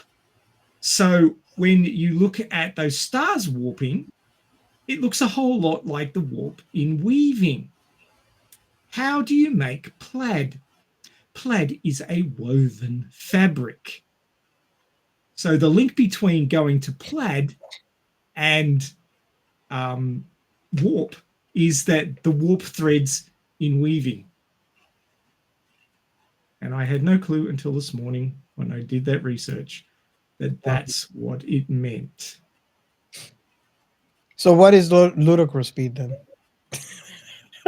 Well, it's ludicrous speed is what Teslas do when you put them into performance mode, obviously. Oh God! But you can see the warp fibers there, the warp threads, and it looks a bit like the stars moving towards you. If you had a weaving machine and you got your view right down onto the top of it, you would see them disappearing into the distance, much like the stars stretch out when you go to warp. They certainly look warped. And they're the warp threads. And that's the link between going to plaid and warp. So you go past warp all the way to the woven fabric at the end, which is plaid. Nice. And that's the ludicrous speed. So there you go. Did not know that, so I learned something.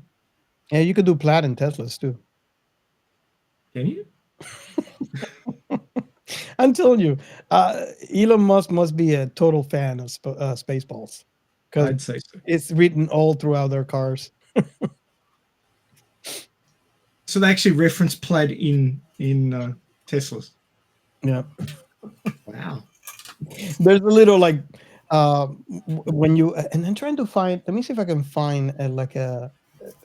It's actually in the logo in the back when you buy. Obviously, they're the performance model.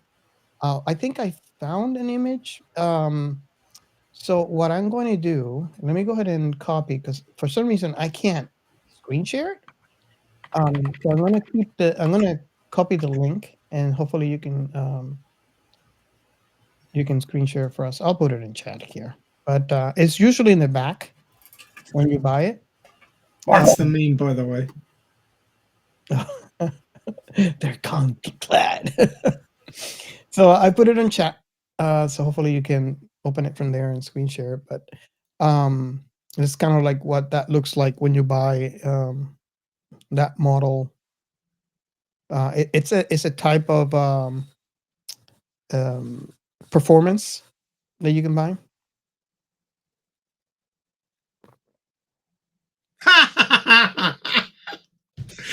Oh, that's funny.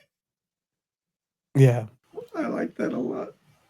I don't know. Gio, have you seen it in the streets? I've seen it only a few times. It's not like something that I guess people don't buy frequent. Or I don't know if it's because I don't know that it's because they're expensive because the Model S is expensive and people buy those. So I don't know why I don't see that frequent out. There we go. Whatever. I guess that's a dual motor model which has more performance. Yeah, it's definitely a performance. So you do need dual to get plaid. But yeah, I've seen only a few in the streets. I don't know why I don't see more, but maybe the price. But yeah, Maybe you think ludicrous speed is enough without needing Plaid. I know. When I got mine, I am glad I got only one engine. I did not get dual motor. Because when I went to test drive the dual motor, and that's not ludicrous, right? That's just the first step. I was like, no, it's way too fast. My is fast enough. I'm good enough with how fast my goes, but yeah, I would probably kill myself. It's way too fast. So imagine diesel. So you could drag race a dual motor Plaid Tesla. No, I don't even dare. Nope. They can do the they can be themselves. Yeah, not me. Oh my god, I'm finding out so many new things about this movie. It's amazing. Yeah. So how many times did they break the fourth wall? Oh my god. So many times. When they announce what they're going to do, and then Rick Moranis turns to the screen and goes, "Did you get all that?" I wish I could have seen Gio's face because when we were doing the watch party, I just had the movie on, so I didn't have the where you see the faces, but Yeah. I wish I would have seen his face because, and I'm going to ask this now, was I right in thinking that some or parts of this movie went over your head when you watched it? Oh yeah, a lot of references of the time I didn't get. Did you? And also, I was thinking that some of the comedy went over your head as well. Yeah. Oh, I got that it was not my time, but like my time jokes. You know, I was like, yeah, this is an inside joke from a place I'm not from. You know, that's what it felt like many times. When you think about that, can you think of one in particular that left you, huh? Well, that's the problem because I didn't get them. I would not remember them. Oh, I was just wondering about that because, yeah, it's I got the feel that there are going to be some jokes and some scenes that I would have to explain before you actually could get it. Mm-hmm. For We're Ray, did you agree with with that statement that and I'm just basically making a general statement for the audience, because I'm sure that there's going to be quite a few out there that are not from our era that would have watched this or maybe are planning to watch this, and I feel that they're going to have the same experience as our very own Captain Chaos here. Well, I guess it would depend on how widely viewed you are. Not read, but viewed. There's a lot of movie references here that you would have to be a big sci-fi nut to get, I think. Of course, being a big sci-fi nut myself and knowing both of you, we've watched a lot of sci-fi, so there are a lot of things you would get that maybe the only casual watcher would not. But I mean, as long as you know Star Wars and Star Trek and 2001: Space Odyssey and those sort of big franchises in sci-fi in the last 50 years, I think you'd be all right with about 85% of the jokes. There might be 15% that are a little bit and I mean, I never got the plaid thing until I did a little bit of research this morning. So I'm still learning stuff, man. Yeah, no, I'm telling you. So, Gio, when do you?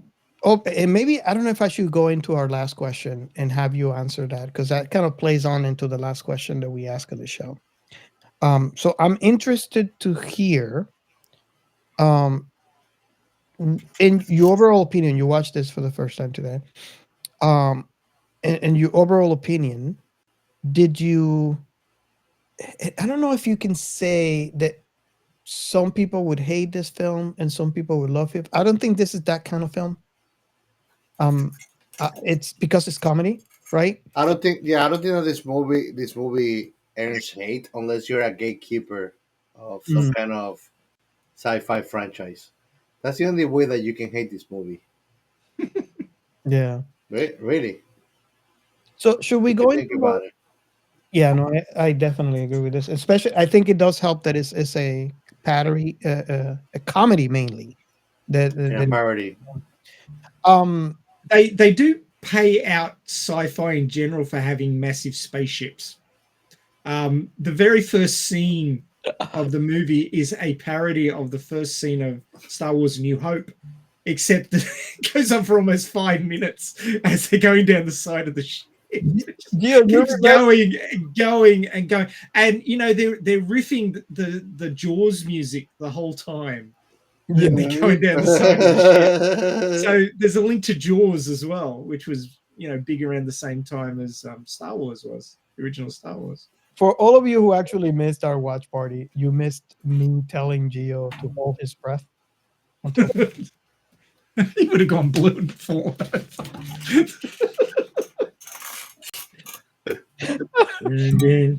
I was like, oh my god, yes.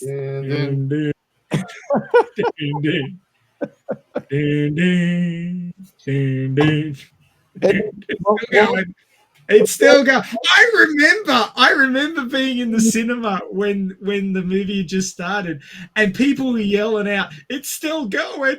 It's still going!" We had a very vocal audience. Oh my god, yes. And and then it gets to the back of it, we break for nobody. Oh my god. Oh, I love that beginning. It got people off track. I remember I was like, hold on a second, is this the movie? I mean, but then it was riffing on itself, and it was paying itself out and was paying out other movies at the same time. It's very smartly put together. That whole scene of the getting of President Screw getting his head spun around, and then he goes, "Screw it, I'll walk this time." And he walks through a door, and he's where he was getting transported to. You know, it's supposed to be like, oh, shall we beam you down, sir? It's like, it's the next fucking room. And then later on, he's on Spaceball 1, and you hear this. Somebody's running, and then President Scroop runs up, and everybody's like doing the Spaceball salute, which is covering your testicles. And he runs up and he goes, I can't walk. It would take the whole fucking movie. Get me up. Oh, And it was riffing off that first scene, and it was playing out the size of spaceships in big space IPs. You know how huge they are. that reminds me of the first time that we see Lord Dark Helmet. He's going like, and then his face, and this is something that maybe Gio would have not appreciated because he didn't. No, you took that's one of my favorite moments. It's like that he choking under the mask. It's like when the theaters, he took up the entire screen.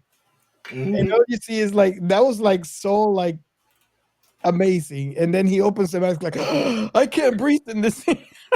I'm sure that you were cracking up in that scene on the movies. Because he kept on walking, he kept on walking, he kept on walking. All of a sudden, all you see is a face on the entire screen. And the snoring and the struggling with breathing gets louder and louder and louder too. How was your expression on that scene, Ray? Since you see it in the theaters too. It wasn't just that one scene though. They paid out on Dark Helmet so many times, and they broke the fourth wall with him a lot too. Like at one point, the camera headbutts him. He falls over.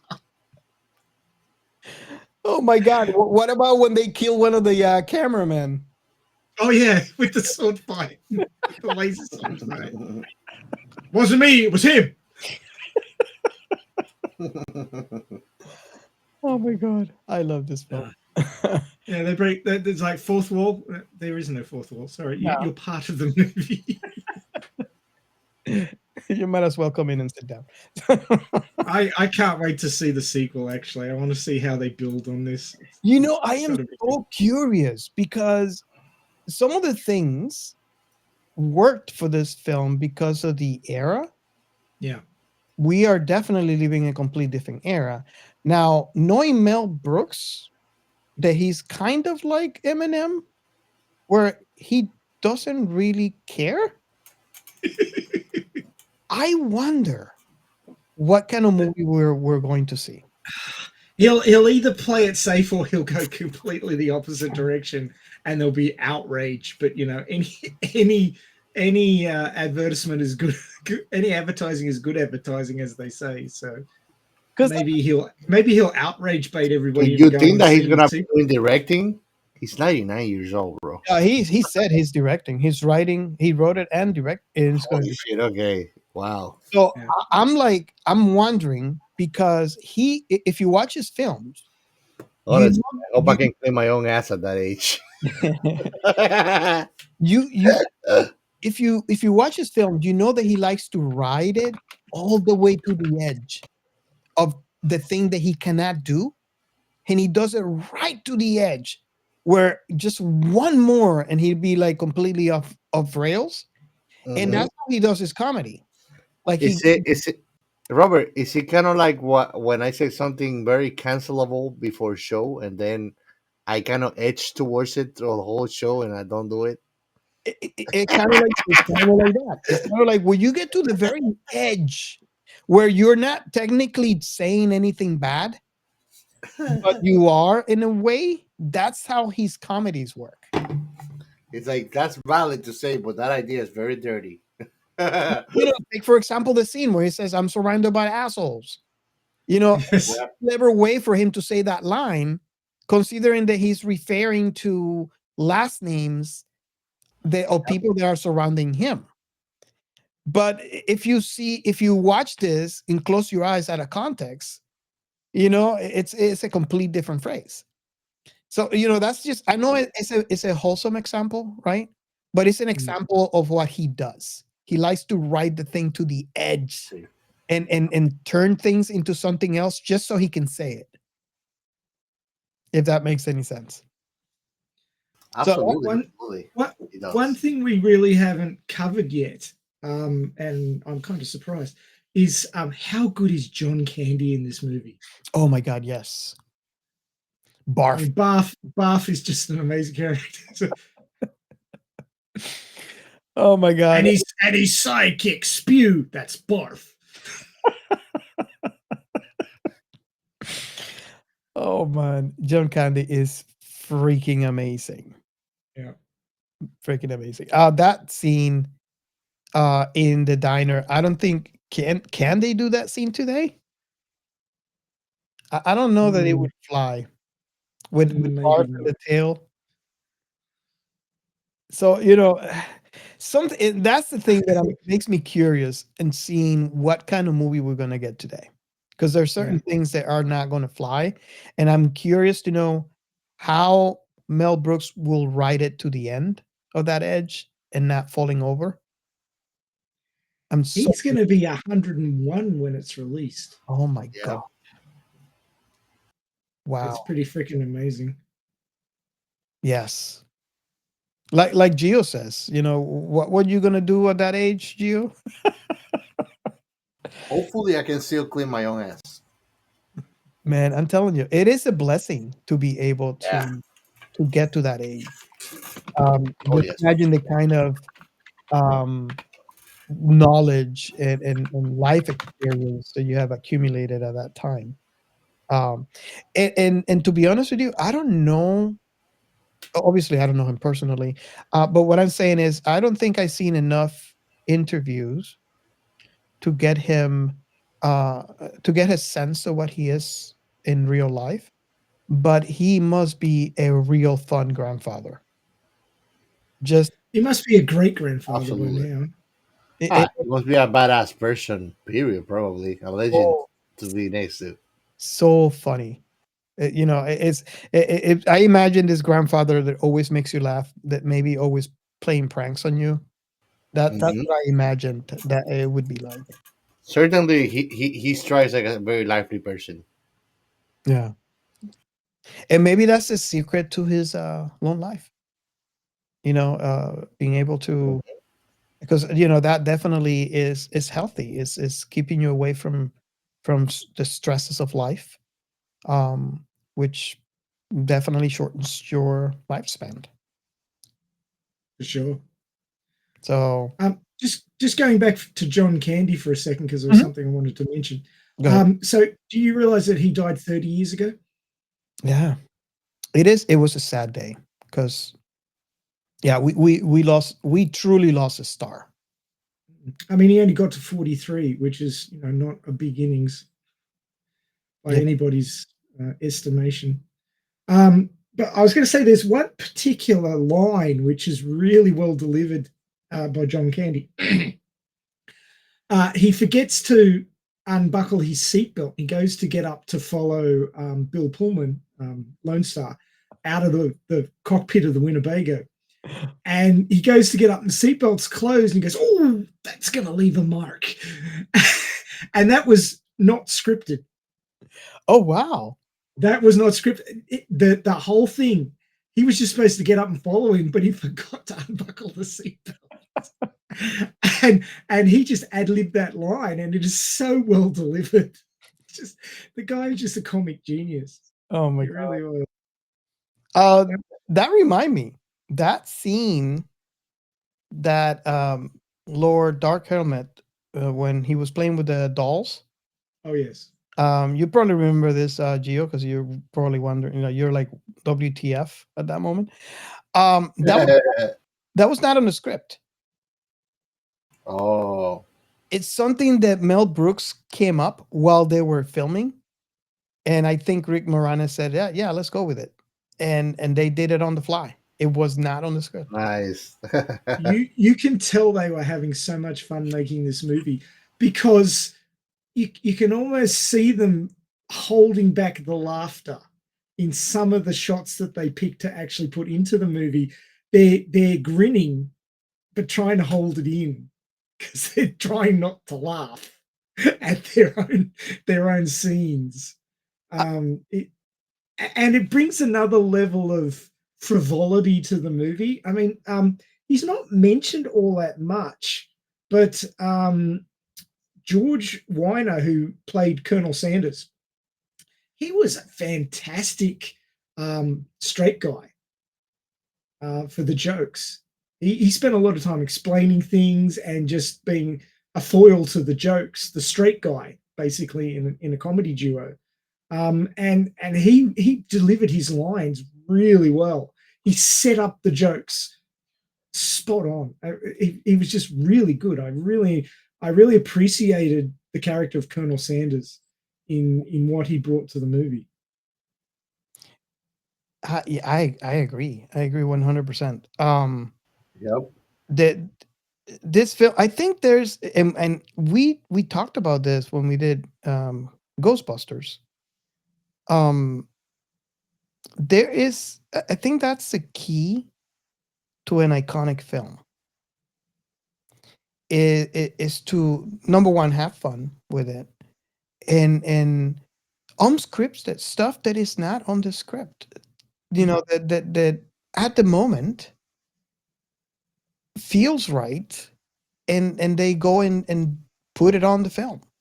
That's what like mostly happened throughout the entire movie of Ghostbusters 1. Yeah. It was just mainly an improv, if you want to call it something. Granted, this was not that, right? I think Ghostbusters was its own thing, and I don't think we could probably replicate that ever again. But this kind of took lessons from that. Uh, Maybe I'm saying it wrong, but it did it in its own way, close to it, and I think that's why, in part of Mel Brooks, in addition to Mel Brooks' genius, and the only reason why I'm saying this is because I've seen enough of his films to be able to say that, is the ability to have those moments where you have stuff that it's not in the script, you think it's a good idea, it works, let's go for it.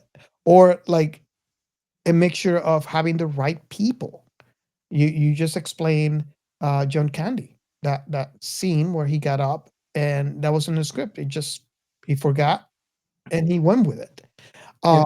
Those are the moments that I think are part of the formula to having an iconic film.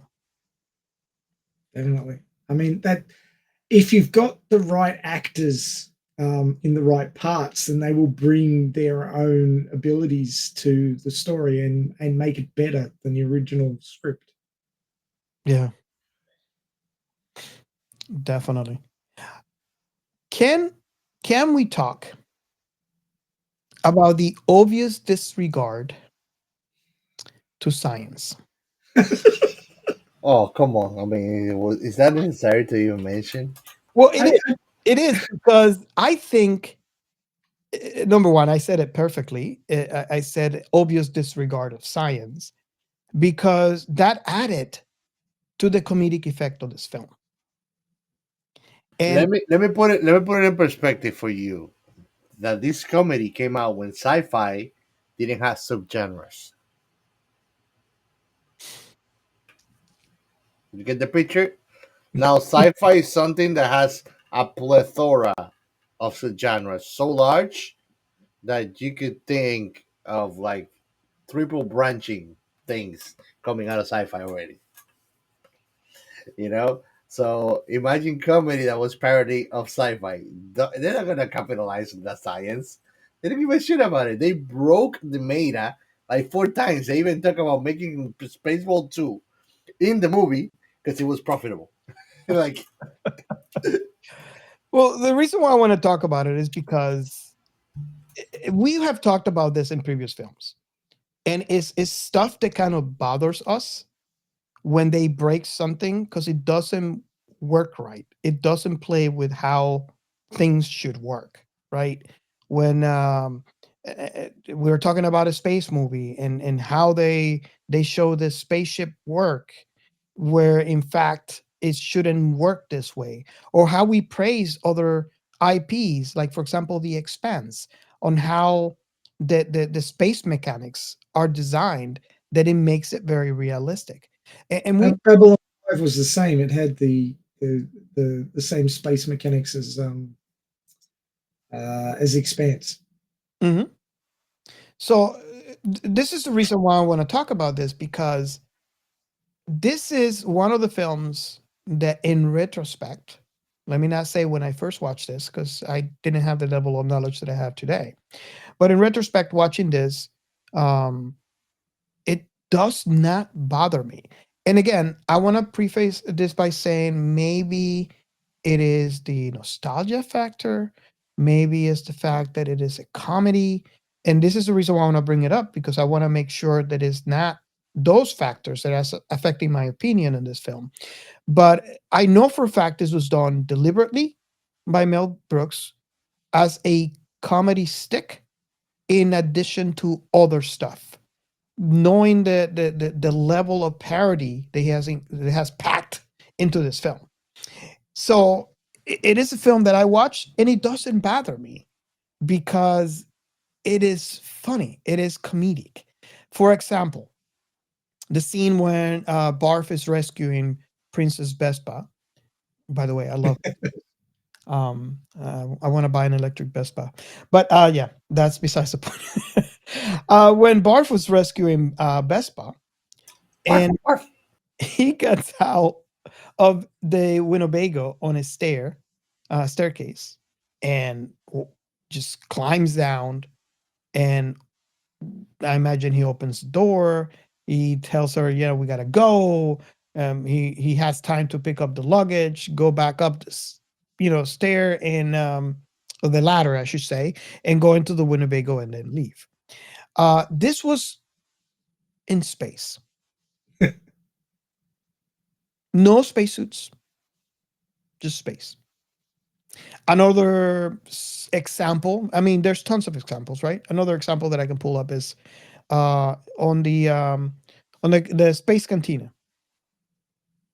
And you guys out there who are actually watching the YouTube channel, you saw already we share a couple of screenshots of that, how that looks like, the Galaxy grill. Um, it is wide open. You park, and you could actually see when they were panning towards in, you see the little figures walking towards the diner in space. So I just want to pause this out and get your thoughts on that, because I think those moments, and I just pointed two out of the many things that happen in this film, like screeching the tires in space. I thought that was freaking hilarious. When he does the handbrake turn to go back for Vespa, he finds Exactly. out he's a prince. Yeah. So I wanted to get your thoughts on that, and that's the only reason why I'm doing this long thing, is to give perspective. But I want to give your thoughts on that, since we already have talked about this in other films, and how and why this worked for this film. Well, there's another one when they kidnap Vespa. Lone Star and Barf come running out of the underground temple, and they see Spaceball 1 taking off from the ground and flying up into space, and it's like something that big could never land without breaking up, because of the gravity would pull it to pieces. But no, off they go. We don't bother with shuttles. We bring the whole massive, 3-kilometer long spaceship down onto the ground. No worries. Completely ridiculous. But it's okay, because it's a parody. You put parody behind something, you can do anything you want. And I love it. I love it so much. Gio, what was your experience on that, breaking the science on this film, and how that plays into the comedic effect of this film? I mean, you should know that I didn't even expect it. Uh, I mean, when I started watching the movie and I saw the level of comedy, I was like, yeah, no, I'm not expecting science in here. And honestly, if I was, I would have been very disappointed. Yeah, yeah. You know, you were right in there. I think if I would have seen something scientifically right in this film, it would probably be the opposite, and it would probably bother me. Let me put it this way: this movie aimed to do something that not many movies did and do, which is to reach a comedic level of cartoon on a movie. Think Yeah, about that. Think about that. It's not something very mainstream and very easy to achieve. It's not easy to achieve that, and yeah, they did it. So when you look at the set and everything, even though it's real, that's why it looks like toys. Everything looks like a big toys, and the big head, everything plays a little important role on how to you perceive this cartoony world, even though it's real. You know, the closest thing to that you have is I think it's a movie called Cool World, but basically it's real people with cartoons, and it looks odd together. yeah. But in Spaceball, they did it, man. Colonel But Colonel no Sanders' science. uniform. Colonel Sanders' uniform looked like garbage bags.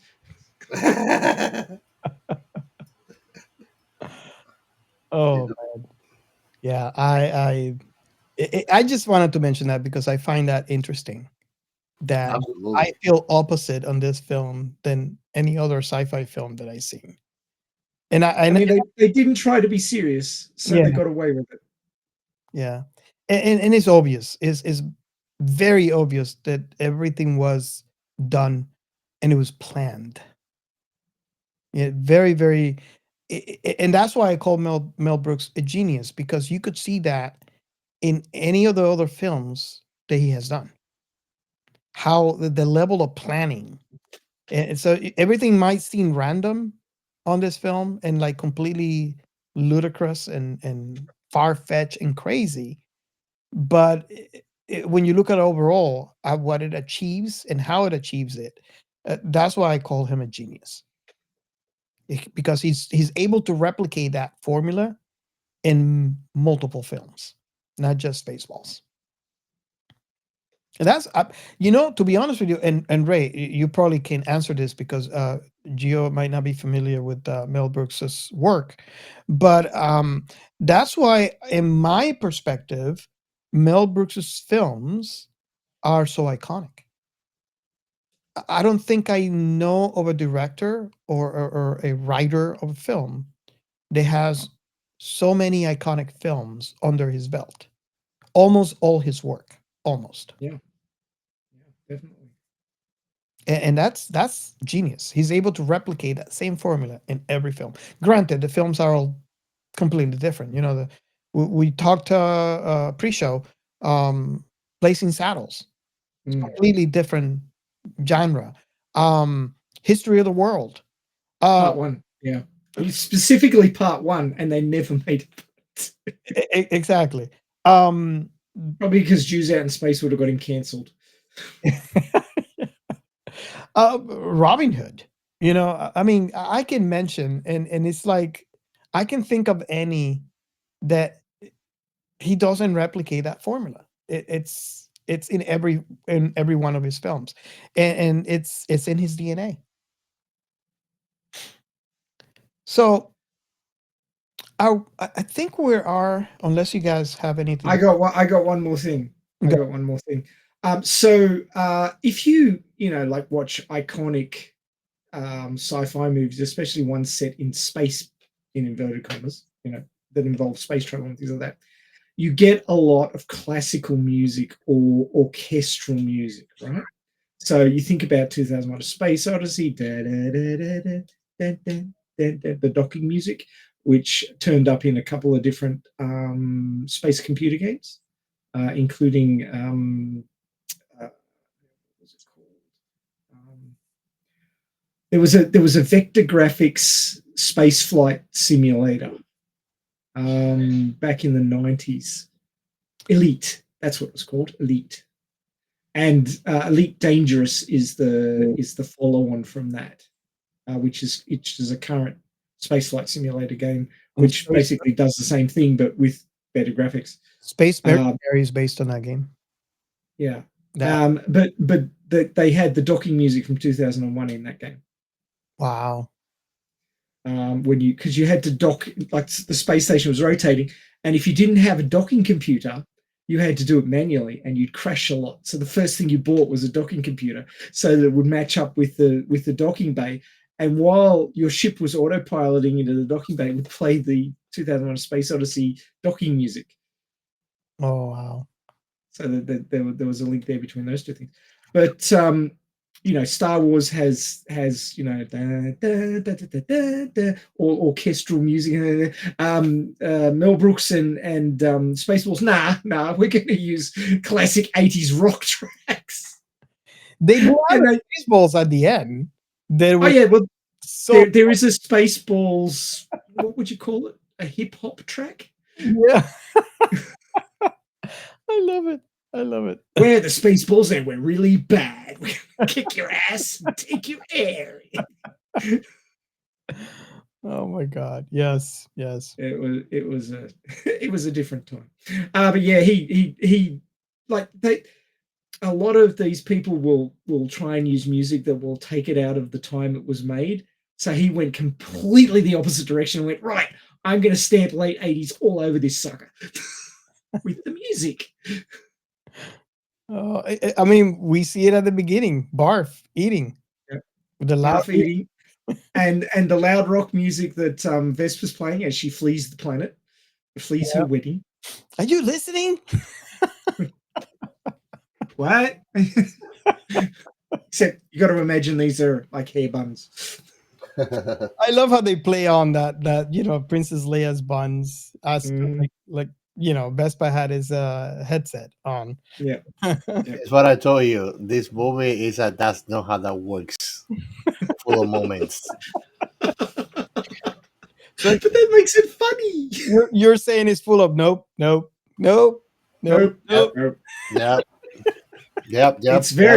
It's very scientific-y. Scientific, yes. Yep. Pretty much. Not the good use of the word. The bad use. Well, I mean, scientifically, he has a light side and a dark side. Well, you saw it here first, guys. The scientist guy is calling it a word already. Yeah. It is a word. That's how you create language. Webster. We need to have a chat with Oxford. We need to have a chat with Webster. Scientific. Come on, chop. Oh, that was the last thing I had. I wanted to bring up the soundtrack because it was humor in itself. Yeah. We're here talking about this film, and I am so freaking curious to see what we're going to end up in part 2. Oh yeah, I can't wait till 2027 to see. And I hope it's the same formula that Mel Brooks has, where he doesn't really care. And he's 99. How the hell is he going to care? It's not like it's going to affect my future. So I think if it turns out to be something close to what this was, I would automatically say about time. And if he doesn't call it Spaceballs 2: The Search for More Money, I'm going to be really disappointed. Seriously, it's got to be called that. It can't be called anything else. Oh, that would be so freaking meta. It's already canon because it's in the first movie. It's so meta. I would love it. Oh man, it's kind of sad that for obvious reasons we're not going to have John Candy on the film. I don't even know what the story is going to be like. Isn't it? I think they're going to have the son. Yeah. On this film, the children of Lone Star and Vespa. And I heard that what was the snowman in Frozen? Man, there was a time. Olaf. There was a time I couldn't forget that name, and now I do. But the guy that plays Olaf, forgot his name. He's gonna be the new Barf on this film. Oh, nice. So that's gonna be cool, man. Can't wait. Okay, so I think we got to the point on this film, on this episode about this film, that we're gonna ask the last question. And if you're new to the show, the last question that we normally ask is, What was your last impression on the film? And this is taking in account all the way from the first watch and all the multiple rewatches of this film up to this point. I know that we have 2 out of 3 here that have watched this a long time ago. I am not sure how many times Ray, and I'm not looking for a number, by the way, but I don't know how many times you watched it. I've probably watched it about 4 or 5 times, but most of those were before 2000. So Okay.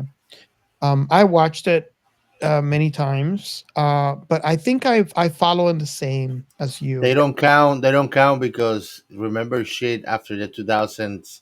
Good luck with that, right? I can remember stuff from the 80s better than I can remember what I did last week. Yeah, that's Makes you wonder. Makes you wonder, right? If the Mayans were right. and then we have our very own Captain Chaos that saw it today for the first time. So I should you go first, Chaos, or Yeah, he should go first. I think so. Well, what can I say? This movie again. One word. Wow. Uh, it was very funny, entertaining, amusing. Uh, this movie, I think that before the 10 minutes, it got me to the point that I was like, I'm not gonna question it anymore, and I'm just gonna roll with it. But it was hilarious, man. Like when you think it's gonna get more funny, it just surprises you. Kind of Ray when I'm trying to be like kind of break the mold, and then Ray makes me rethink. Like, yeah, hold your horses, buddy. Can get always worse. But I really like it. I think that it's a movie that if you like sci-fi or you enjoy comedy, you should watch it. If you're a gatekeeper of any sci-fi, go watch it and let me know what you think about it. I know you're gonna love it. nice? Oh, so Ray, you want me to go? I'll go next. I'll go next. So, if you like sci-fi and you like to laugh, and hell, who doesn't? Why haven't you watched this movie already? I'm presuming that most people have watched this at some point, and I just been reminded of it because it's been around for so long. You may have watched it, decades ago, and you've been reminded of it, and you go, "Oh yeah, I thought that was funny, but maybe I won't find it funny now." And that's what I thought when it was brought up. Like we were discussing what movie was going to come in, and suddenly Robert goes, oh, we haven't covered Spaceballs. Holy shit, we're doing that. We're doing that right away. It took us 3 weeks, but anyway.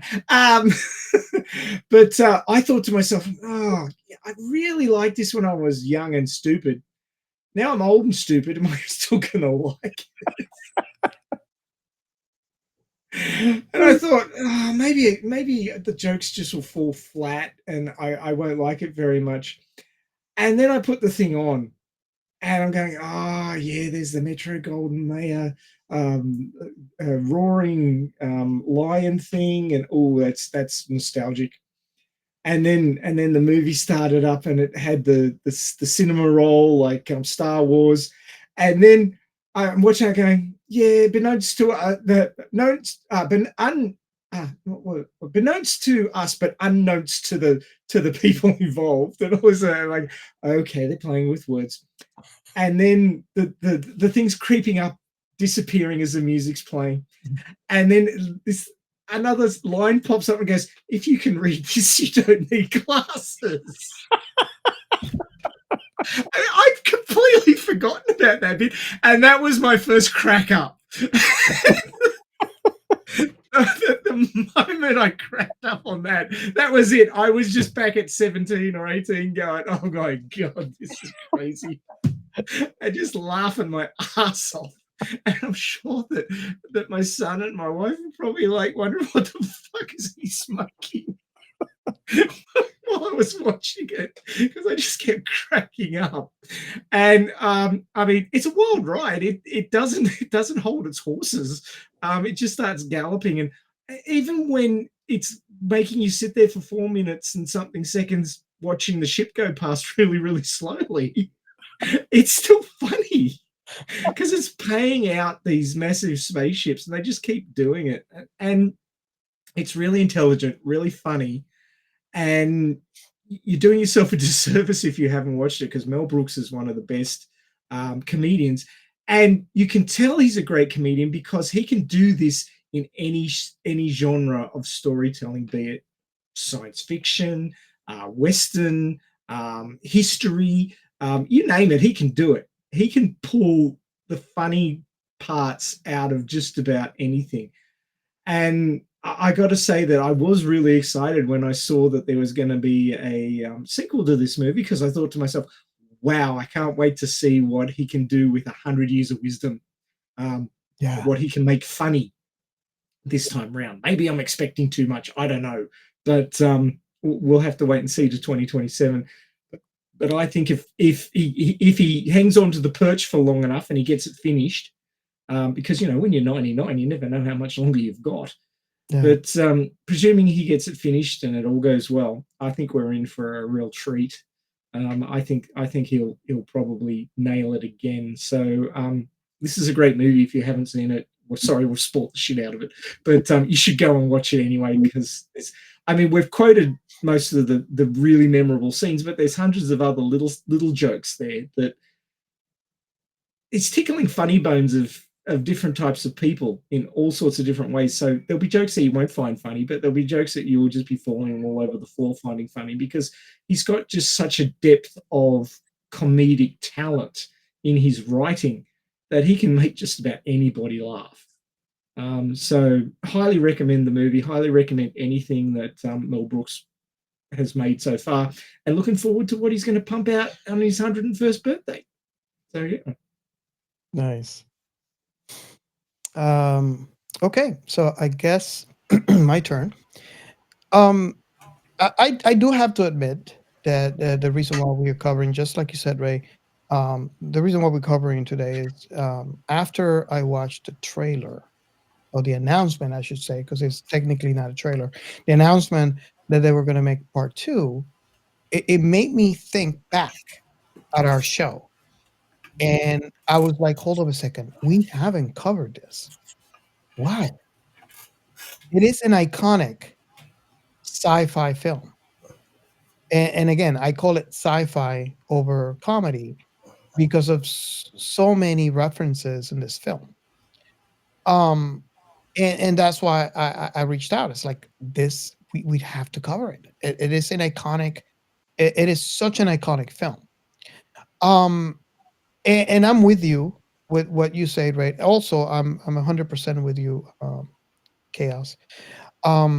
This film, it is, I want to say unique, for obvious reasons. Like, I'm still thinking. I mean, we're almost at the latter part of this show, and I'm still thinking if there was another film that has accomplished what this has, and I can't think of any. So obviously, that's going to become an invite for our audience to reach out to us and let us know if you got a film that has done just as much as this film has done. But this is just this is a total iconic film. This, and just like in any iconic film, you can find references of this film in other media as well. Um, I know I'm speaking from my nostalgia, um, considering that I saw this film when I was 17, and I continuously watched throughout the years. I think I'm just like you, Ray. The last time prior to today that I watched that was probably around the 2020s.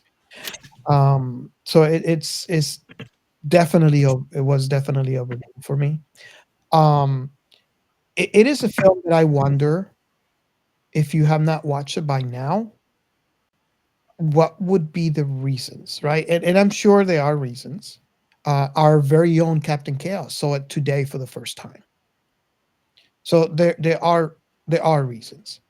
But if you haven't watched it, obviously you listen to us, and I do understand. We do have fans that actually listen to a show first, although we spoil the crap out of the film, because maybe you're on the fence on watching this film, and you want to kind of see what we have to say about it before you make the decision on watching it. And thank you for all of you out there who actually reached out to let me know about this. I really appreciate it. I want to know for the rest from the rest of you. If you haven't watched this film and you listen to us and then you watch it, I want to hear your thoughts on that. Also, if you watch this today and you're not from that era, I want to hear your thoughts as well. I think this movie crosses boundaries. I think it's and this is something that we talked in this show earlier, where we said that okay, we're gonna watch it today, and I don't know if it's gonna be as funny as it was the last time I watched it. No, it is just as funny. Um, maybe more so now for me, in my perspective, because I have a little bit more years under my belt than when I watched this earlier. But this movie it is a classic. It is. I strongly recommend it. Even if you don't like sci-fi, if you like comedies, this is it's a Mel Brooks film. Mel Brooks doesn't need a genre to to to to provide the formula that he provides, as we mentioned earlier. Um, this is such a classic film, such a great film, and I cannot wait to see, as I said this multiple times throughout the show, what he's going to do with part two. So if you have not seen this film, I strongly recommend you watch it and then reach out to us and let us know. I want to know if you like this film, if you hated this film, but please, if you did hate it, I want to know your reasons. Not because I want to fight you on it, but because if you listen to our show long enough, you know that I really appreciate perspective. And I might learn something that I did not know from your perspective. So let us know if you hate the thing for X or Y reason. I want to know the reasons why, so I can learn. Because I think we all can become a better person by being exposed to other perspectives throughout our life. So yeah, this is a great film. I strongly recommend it. And I want you guys to reach out and let us know what you think. And that is my last thought. Just before we move into the next segment, I was just going to say that we seem to have a perchant for sci-fi comedies, because we've covered Galaxy Quest, Hitchhiker's Guide to the Galaxy, Idiocracy, which is considered sci-fi because it's futuristic, Ghostbusters, which is considered sci-fi. So we've covered quite a few comedy sci-fis. So Yeah, it might be one of our things. I really enjoy comedy. Awesome. Everybody likes laughing. Okay, so do we? And this is slightly funny because when I was watching this, I was wondering, okay, what do we have for the last segment? I don't know. I think I was blinded by the comedy and the blatant disrespect to science. And I'm like, okay. So let's let's just go into the next segment. Yeah, just do it. The science in sci-fi. So one of the things that Mel Brooks does well is he will take the concepts of the story and ridiculously expand upon them to the point that they are funny. And of course, science fiction, it's in the name, science, right? So he's taken the science concepts of, space travel and inertia and all these other things that are involved in the sciencey side of sci-fi, and just made them ridiculous, blown them out of proportion, and made them funny.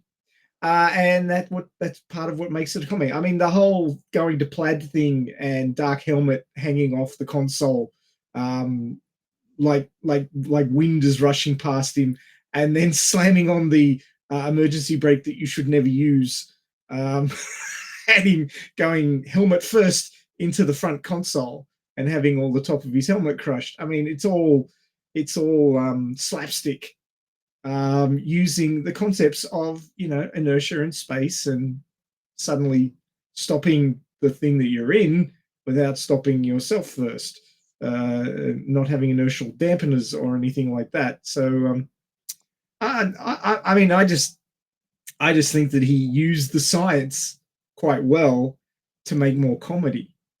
So that does mean that it's very hard to pull science concepts out of something that's making science ridiculous, because the two things don't really go well together. But I found one. I dug deep and I found one. So the thing that, you know, what wasn't particularly humorous was the atmosphere shield around Planet Druidia. Obviously, they put it there because they had a feeling that the SpaceBalls might come for their atmosphere, so they put a shield up to protect it, even though they put the code of 1, 2, 3, 4, 5 on it. Doopy. But anyway, nobody will ever guess that. So I was thinking, you know, atmosphere shields. Now, where in our experience is there a problem with atmosphere and nearby planets? And my immediate thought is Mars. So for those who are unaware, one of the three big problems we're going to have living on Mars is the lack of an atmosphere and the lack of a magnetic field, which requires a molten core which is moving to create a magnetic field to keep the atmosphere in. So just a very simplified version of how that works is you have basically a dynamo inside of Earth, which is the outer liquid metal core of the Earth spinning. And what that does is it creates a magnetic field around the Earth, and that deflects the solar winds, the solar radiation away from the Earth. Not all of it, obviously, but enough to protect our atmosphere. Now, what happens if that isn't a thing?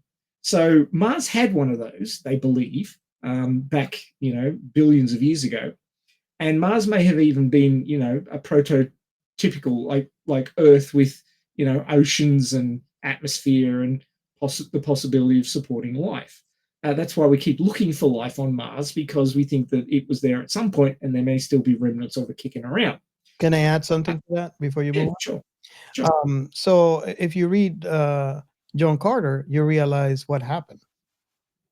It was the Tharks that attacked the atmospheric planet and destroyed the atmospheric planet. So now they don't have any atmosphere, and everybody died. It's in the book, man. You know, it's canon, so it's canon, so it must be true. In the 11 books? 12, man. 12 books. 11. These two will argue about that for the rest of their lives. They'll be on their deathbeds. It was 11. No, it's 12. It was 11. Sorry, I have to digress there. Sorry. Yeah, fair enough. Okay.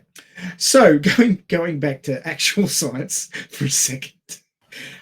So one of the big problems of colonizing Mars will be the lack of an ability to keep an atmosphere on the planet, because without a magnetic field, we are not going to be able to, well, we could produce an atmosphere there, but then it would get knocked off again as the solar winds come in, and there's no magnetic field deflecting the solar winds. So they will be scraping the atmosphere off the planet again. So basically, there needs to be a technology developed which can keep the atmosphere on Mars, much like the atmosphere was kept protected on Druidia by their shield. Now, their shield seemed to be something physical, kind of what it looked like, because it had a big door in it with a gantry around it, and the door could roll open. You could fly ships out. Fair enough. You would need that in a multi-planetary society like they had in SpaceBalls, and you need to be able to go from one planet to another. You need to be able to get through that shield. Actually creating a physical shield that will stay around a planet, really freaking difficult. So basically what they're talking about for an atmosphere shield around Mars is to shield Mars's atmosphere, presuming we could produce one. A powerful artificial magnetic field generated by a large dipole is proposed. This field would deflect the solar wind, preventing it from stripping away the atmosphere. However, achieving this requires immense energy, advanced materials, and significant technological advancements, making it a complex long-term undertaking. So even recreating a magnetic field on Mars so that we can keep an atmosphere on there is something we just can't do yet. It's going to require significant advancements in science and materials and technology before we can do that. So we're working on it. We're not there yet. It could be a few hundred years, but we're working on it. So yeah, that's one of the big issues about colonizing Mars. The other issues, of course, is gravity. Because with 1/3 gravity means that our bodies will not function correctly. In fact, if humans lived on Mars for long enough, they'd very likely become a different species with different physical attributes, because humans are evolved perfectly for surface level planet Earth and nothing else. So we would have to change to be able to physically function on Mars. So yeah, you move planets, you change biology. Unless you can find a planet that's close enough to Earth that we don't have to change it. But I think that's going to be one of the big things in the human diaspora, is either finding places where we can actually exist as we are, or changing to match where we go. So that will be one of the big things. In fact, that sounds like it would make a good paper, a good short read. Robert, I want to scribble that one down. Yeah, and also the parody that is involved in, like, for example, if we do find something, um, humans do have a tendency to evolve. So the parody that I'm talking about is the fact that how we as a species would have to evolve to live in this ship that is on the way to the new planet, to then be able to evolve again once we land. Well, I mean, it may come to a point where you send probes out to the planet that you want to move people onto, work out what the environment is like, and then on the way there, if it takes multi-generations, you slowly change the environment in the ship from Earth type to new planet type, and just let the people naturally adjust. And again, on that scenario, I almost feel that our ability to understand gravitons plays a huge part, because we are a species that depends on gravity. So to be able to control gravity would play a major part on something like that, because let's say, for example, the gravity is half Earth, right? Um, you could actually if you could control gravitons, you could start the ship with the 1G, and as the ship travels through space, you could graduate the gravitons to by the time they get close enough, they're already at half G, and they're ready and primed to live in that planet. So that's just a thought that I always had, and how I, like, CERN, if you're listening, chop chop. We really need the understanding and the research on gravitons. We really, really do need it. Well, I think that they're either going to have to come up with multi-generational long-term modification of humans' physiology so that we can function on other planets, or we're going to end up living on space stations orbiting other planets that are set up for our type 1 Earth biology, because we can't actually live on any other planets because they're not the same. Because you've got to have the right gravity, you've got to have the right pressure, because our internal pressure matches external pressure of Earth around sea level or a bit above. And even going from sea level to 1,000 meters or 1,500 meters above sea level has a huge impact on your physical abilities. Case in point, the last Olympics they held in Mexico, because Mexico City is up in the mountains. It's quite high, and people had to go there 6 months ahead of time and acclimatize before they could compete functionally in an Olympics, because they just didn't have the oxygen. Their lungs couldn't extract enough oxygen, and they were oxygen deprived. Yeah. Because it was higher up than they were used to living, and that's just 1,500 meters difference in pressure. That's not really very much at all compared to complete different planets with different pressures and different gravities, and it's it's gonna be a big job. As a pilot, right? You could go all the way to 10,000 feet. Let's say, for example, on a Cessna 172. If you go higher than that, you need oxygen.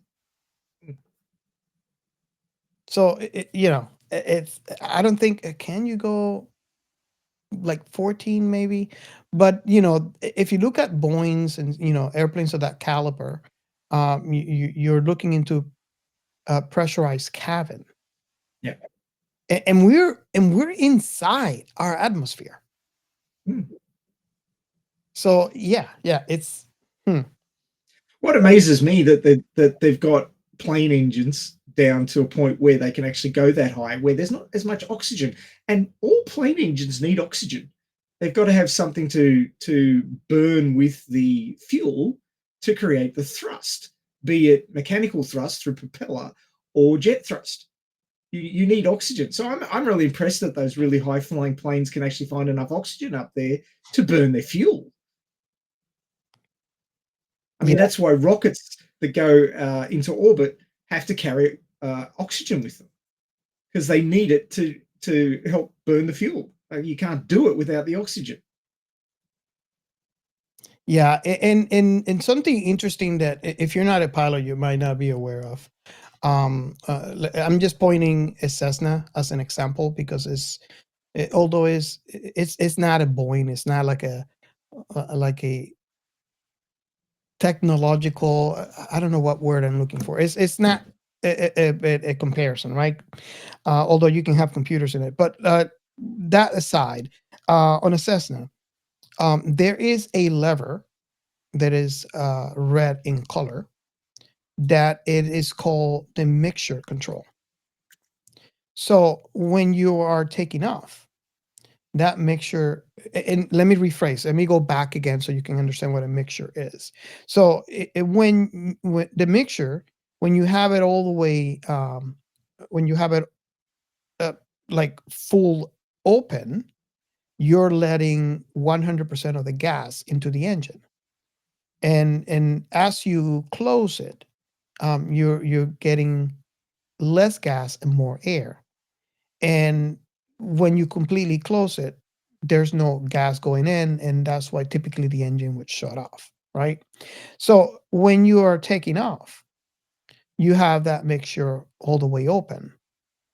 And as you start getting to, like, say 3,000 feet, you start closing it slowly, because you got to balance that gas with the amount of air molecules that you're getting in the air.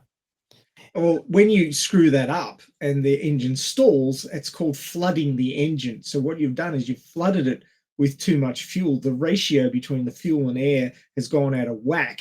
And instead of burning, the fuel burning, the fuel actually acts as a liquid and puts out the combustion because there's too much of it. You've got to have the right mixture of gas and air to actually get the explosive force you need to create the thrust. Yeah. So, you're always on top of your RPM gauge as you're controlling this when you're flying the plane. But I just wanted to bring it up so that there's a difference based on altitude. And it's basically what you were talking about with the Olympics and how they have to be acclimated before they start. Yeah, so we can't presume that we can just jump off a spaceship after traveling to another planet and everything will be hunky-dory and we can just live there. No, it's not that easy, folks. There are going to be major hurdles and challenges for us to live anywhere but near sea level on Earth. we are perfectly acclimatized to our biome near the oceans on the planet Earth and nowhere else, unless it just happens to be very luckily about exactly the same. Yeah. And that's what I got for science. But that was a good discussion. Oh yes, yes. Absolutely. And If you want to have more discussions, if you want to talk more about science and sci-fi with us, we've got a way. yes, we do. And that way is our Discord. Very easy to join our Discord. There's a link on the screen right now. If you're listening to us, in the month interim between when we release the audio version and the video version, you can click the Discord link in the show notes, which will be on the page where you clicked on to listen to the podcast. And that will take you to our Discord channel. Now, if you already have Discord, it's easy. You just click on the link or scan the QR code, bippity boppity boop, you join our Discord. You'll get an extra channel, an extra server coming up on your server list, and you will be on the Science Fiction Remnant Discord. Now, there are many, many channels on our Discord for all sorts of different things. And of course, if you have a favorite sci-fi that we haven't got down there as a channel and you'd like to talk about that particular sci-fi with us, we will create a channel for you. So do let us know. But we would love you to join us on our Discord, talk about this episode or any of our other ones or any of the common or uncommon IPs. We're always looking for something new to watch. So if you know something that's really cool and want to tell us about it, join our Discord and let us know today. We would love to hear from you. And of course, Discord's one of those environments, one of those social settings where you get out what you put in. So if you start a discussion, we will join in. So if you've got something to say, if you've got something to ask, do not be afraid. Start typing, and we'll get involved with what you're interested in talking about. We're always in there, dropping a good morning or, hey, have you seen this? Does anybody know what this show is like? Here's a recommendation of something I just watched. So we're always dropping stuff like that in there. So if you want to keep up with us, what we're watching, we'd love to know what you're watching. So do join our Discord and let us know. It's easy. Oh, of course, if you don't have Discord, all you have to do is go to the Discord website and sign up. You'll get a Discord username, and then you can put the software either on your mobile devices or on your PC or Mac, depending on what platform you have. And yeah, it's very easy to be on Discord 24/7, like I am mostly. or Linux. I have it on my Linux Mint.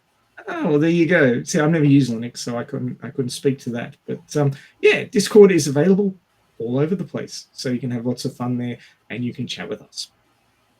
We have a couple of websites. The first one is sciencefictionremnant.com. That is our main portal for the podcast.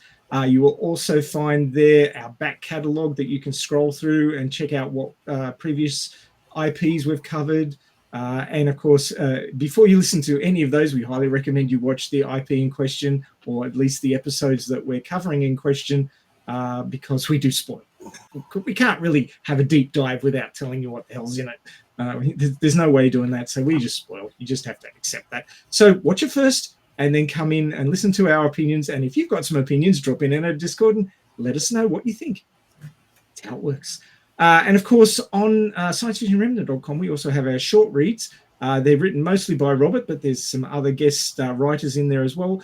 They're fairly short, 4 or 5 minutes long, depending on how fast you read, of course. But you can check those out. There's stuff about science, what future science might look like, and also topics on very much sci-fi concepts. So check those out. I hope and expect that you will find them interesting. We have another website called thisissci-fi.net. That one's for the creators. So if you're creating anything to do with sci-fi, do jump on that website and check it out. It's in its early stages. So if you can think of something that would make it work even better, do let us know. You can do that again on our Discord. We do have a This Is Sci-Fi channel there that you can drop ideas into. And get involved with that one too, because we'd like to make sure that your IP gets known. And you could be the next big sci-fi creator, and we'd like to help you get there. So do check out that website if you're a sci-fi creator and get involved. We have a Substack. Now, you may not know about Substacks. They're fairly new. But the idea of of a Substack is that it's a website that has multiple Substacks, and each Substack is an IP or a podcast or a creator, and they will be dropping at various times, various frequencies, articles or quick reads, or just their thoughts about particular things, or just keeping up to date with what they're doing if they're a creator. So you can sign up to any number of Substacks, and of course, if you are going to join Substack and start joining up to various people's Substacks, would like you to join ours. That would be great. But yeah, check out our Substack. All our short reads come up on our Substack. And we also drop other questions and articles and interesting things that we see there. And Robert, if you can see Robert there, he's holding up his phone with the Substack app open on his phone. So there's a Substack app for mobile devices, and you can also go to the website, or you can set it up to drop easy peasy lemon squeezy digests of the Substacks that you're signed up to, all their posts for the day or the week. So you can have that delivered to your email, and you don't even have to go to the website or onto the app. So you have multiple ways of accessing those, whichever works the best for you. And we do hope that you'll check out our Substack and see what we've got going on over there. I just have to mention before you move on, in Substack, the article called "If Magic Was Real" kind of blew up, and I have gotten comments from authors that this article has actually inspired them to create stories from. And I already Wow. got a couple of authors giving me some of the ideas of what they're going to be writing their book about. So it's humbling, and I just want to make sure to thank everyone that it's involved in our Substack, and for the comments that I'm getting recently. So I really appreciate it. So if you haven't read that article, if magic were real, you might want to go into our Substacks and read it out there. Of course, that draws across multiple genres like fantasy. And there are a lot of fantasies that go to a lot of depth in what the design or how their magic system functions. And there's a lot of different interesting magic systems. Of course, in anime, there's a lot of different fantasies and isekais that have magic systems, which, they're not all the same plain vanilla magic system. They're all sorts of different ways that they function. And of course, through fantasy literature for many years, there's been all sorts of different ways that the magic system has functioned. And it's more talking about the logic of it, and tying it into science, because the old saying that any technology suitably advanced appears as magic. So that ties magic and science together at the very forefront of creating ideas. And I think it's wonderful, Robert, that you got the creative juices of some writers there going, because these people who write, and I know personally because I write as well, but people who write are creating ideas that will possibly one day lead researchers to a new discovery, and there's got to be a way forward. And researchers are often very good at looking into things, but not very good at coming up with things. So I mean, the future is not being created by scientists. The future is being created by science fiction writers, who then inspire scientists to make the shit real. Oh yeah. I mean, perfect example, Star Trek 5, I think, The Voyage Home. I think it was 5. The see-through aluminium. Transparent aluminium. Transparent aluminium. That was an idea that was come up with in the Star Trek universe, as a completely off the cuff, like, what would be really cool? Well, aluminium is a really useful resource. I wonder if we can make it see-through. Yeah, let's make it see-through. And it was brought up in that and was dropped. Like, Scotty actually gave the formula for making that to a producer of aluminium, so that he could get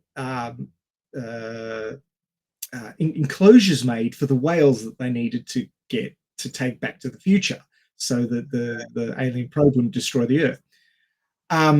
Fast forward 30 years, and they've actually come up with transparent aluminium.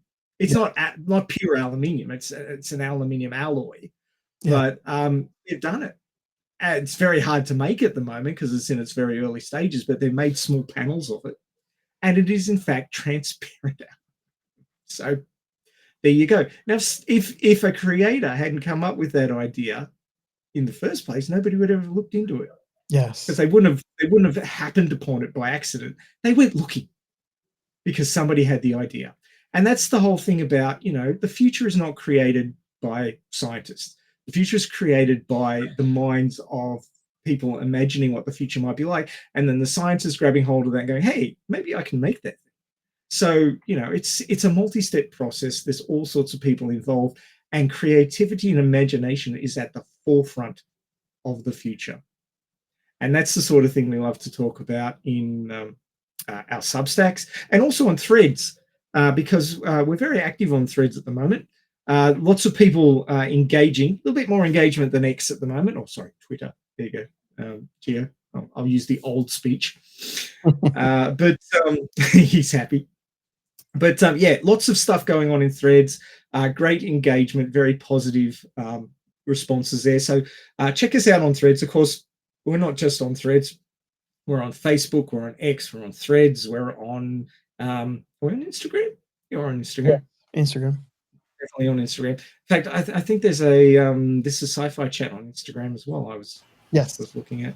There so we're all over the shop. So find us wherever you happen to have your socials, and let us know what you're watching and what you find interesting, and we will have a look at it and see what we think. And maybe you could be the area expert on that IP and come join us on the show, because we love to have guests on Science Fiction Remnant. It's always great to get somebody else's opinion, as Robert said earlier, get different points of view, different ideas about how things are done, and what's thought of it, because one opinion does not the world make. Many opinions are what's required to push humanity forward. And the more of them that you can understand, the bigger picture you can get about the thing that you're investigating. And of course, all of sci-fi is a thought experiment. And it's always good to get other people's opinions on said experiments. So do join us on our Discord. We'd love to see you there. You can leave a message on our hotline, which is 1305-563-6334. That's 1305-563-6334. Drop the one off if you're in the continental United States, but for the rest of us around the world, we do require that one plus international dial code. But of course, you can leave a message there, or you could suggest an IP that we could look into. And if you're happy with us using that message, we will play it on one of our future shows and talk around what you've got to say. But of course, if you would like to come and join us on the show, we'd love to have you. We'd certainly love to have you on our Discord. We'd love to talk to you there about what you thought about this IP or any of the others in our back catalogue, or something new, because we're always looking for something new. We're always looking to talk about sci-fi, because we love sci-fi on Science Fiction Remnant. That's why we've been doing this for years now. We're going to continue on talking about all the great sci-fi that we can find, because just like you, we love science fiction, and we want to talk about it. So that's it for this episode of Science Fiction Remnant, and we hope to see you on the next one for another great science fiction IP. Bye for now. All right. See you next time.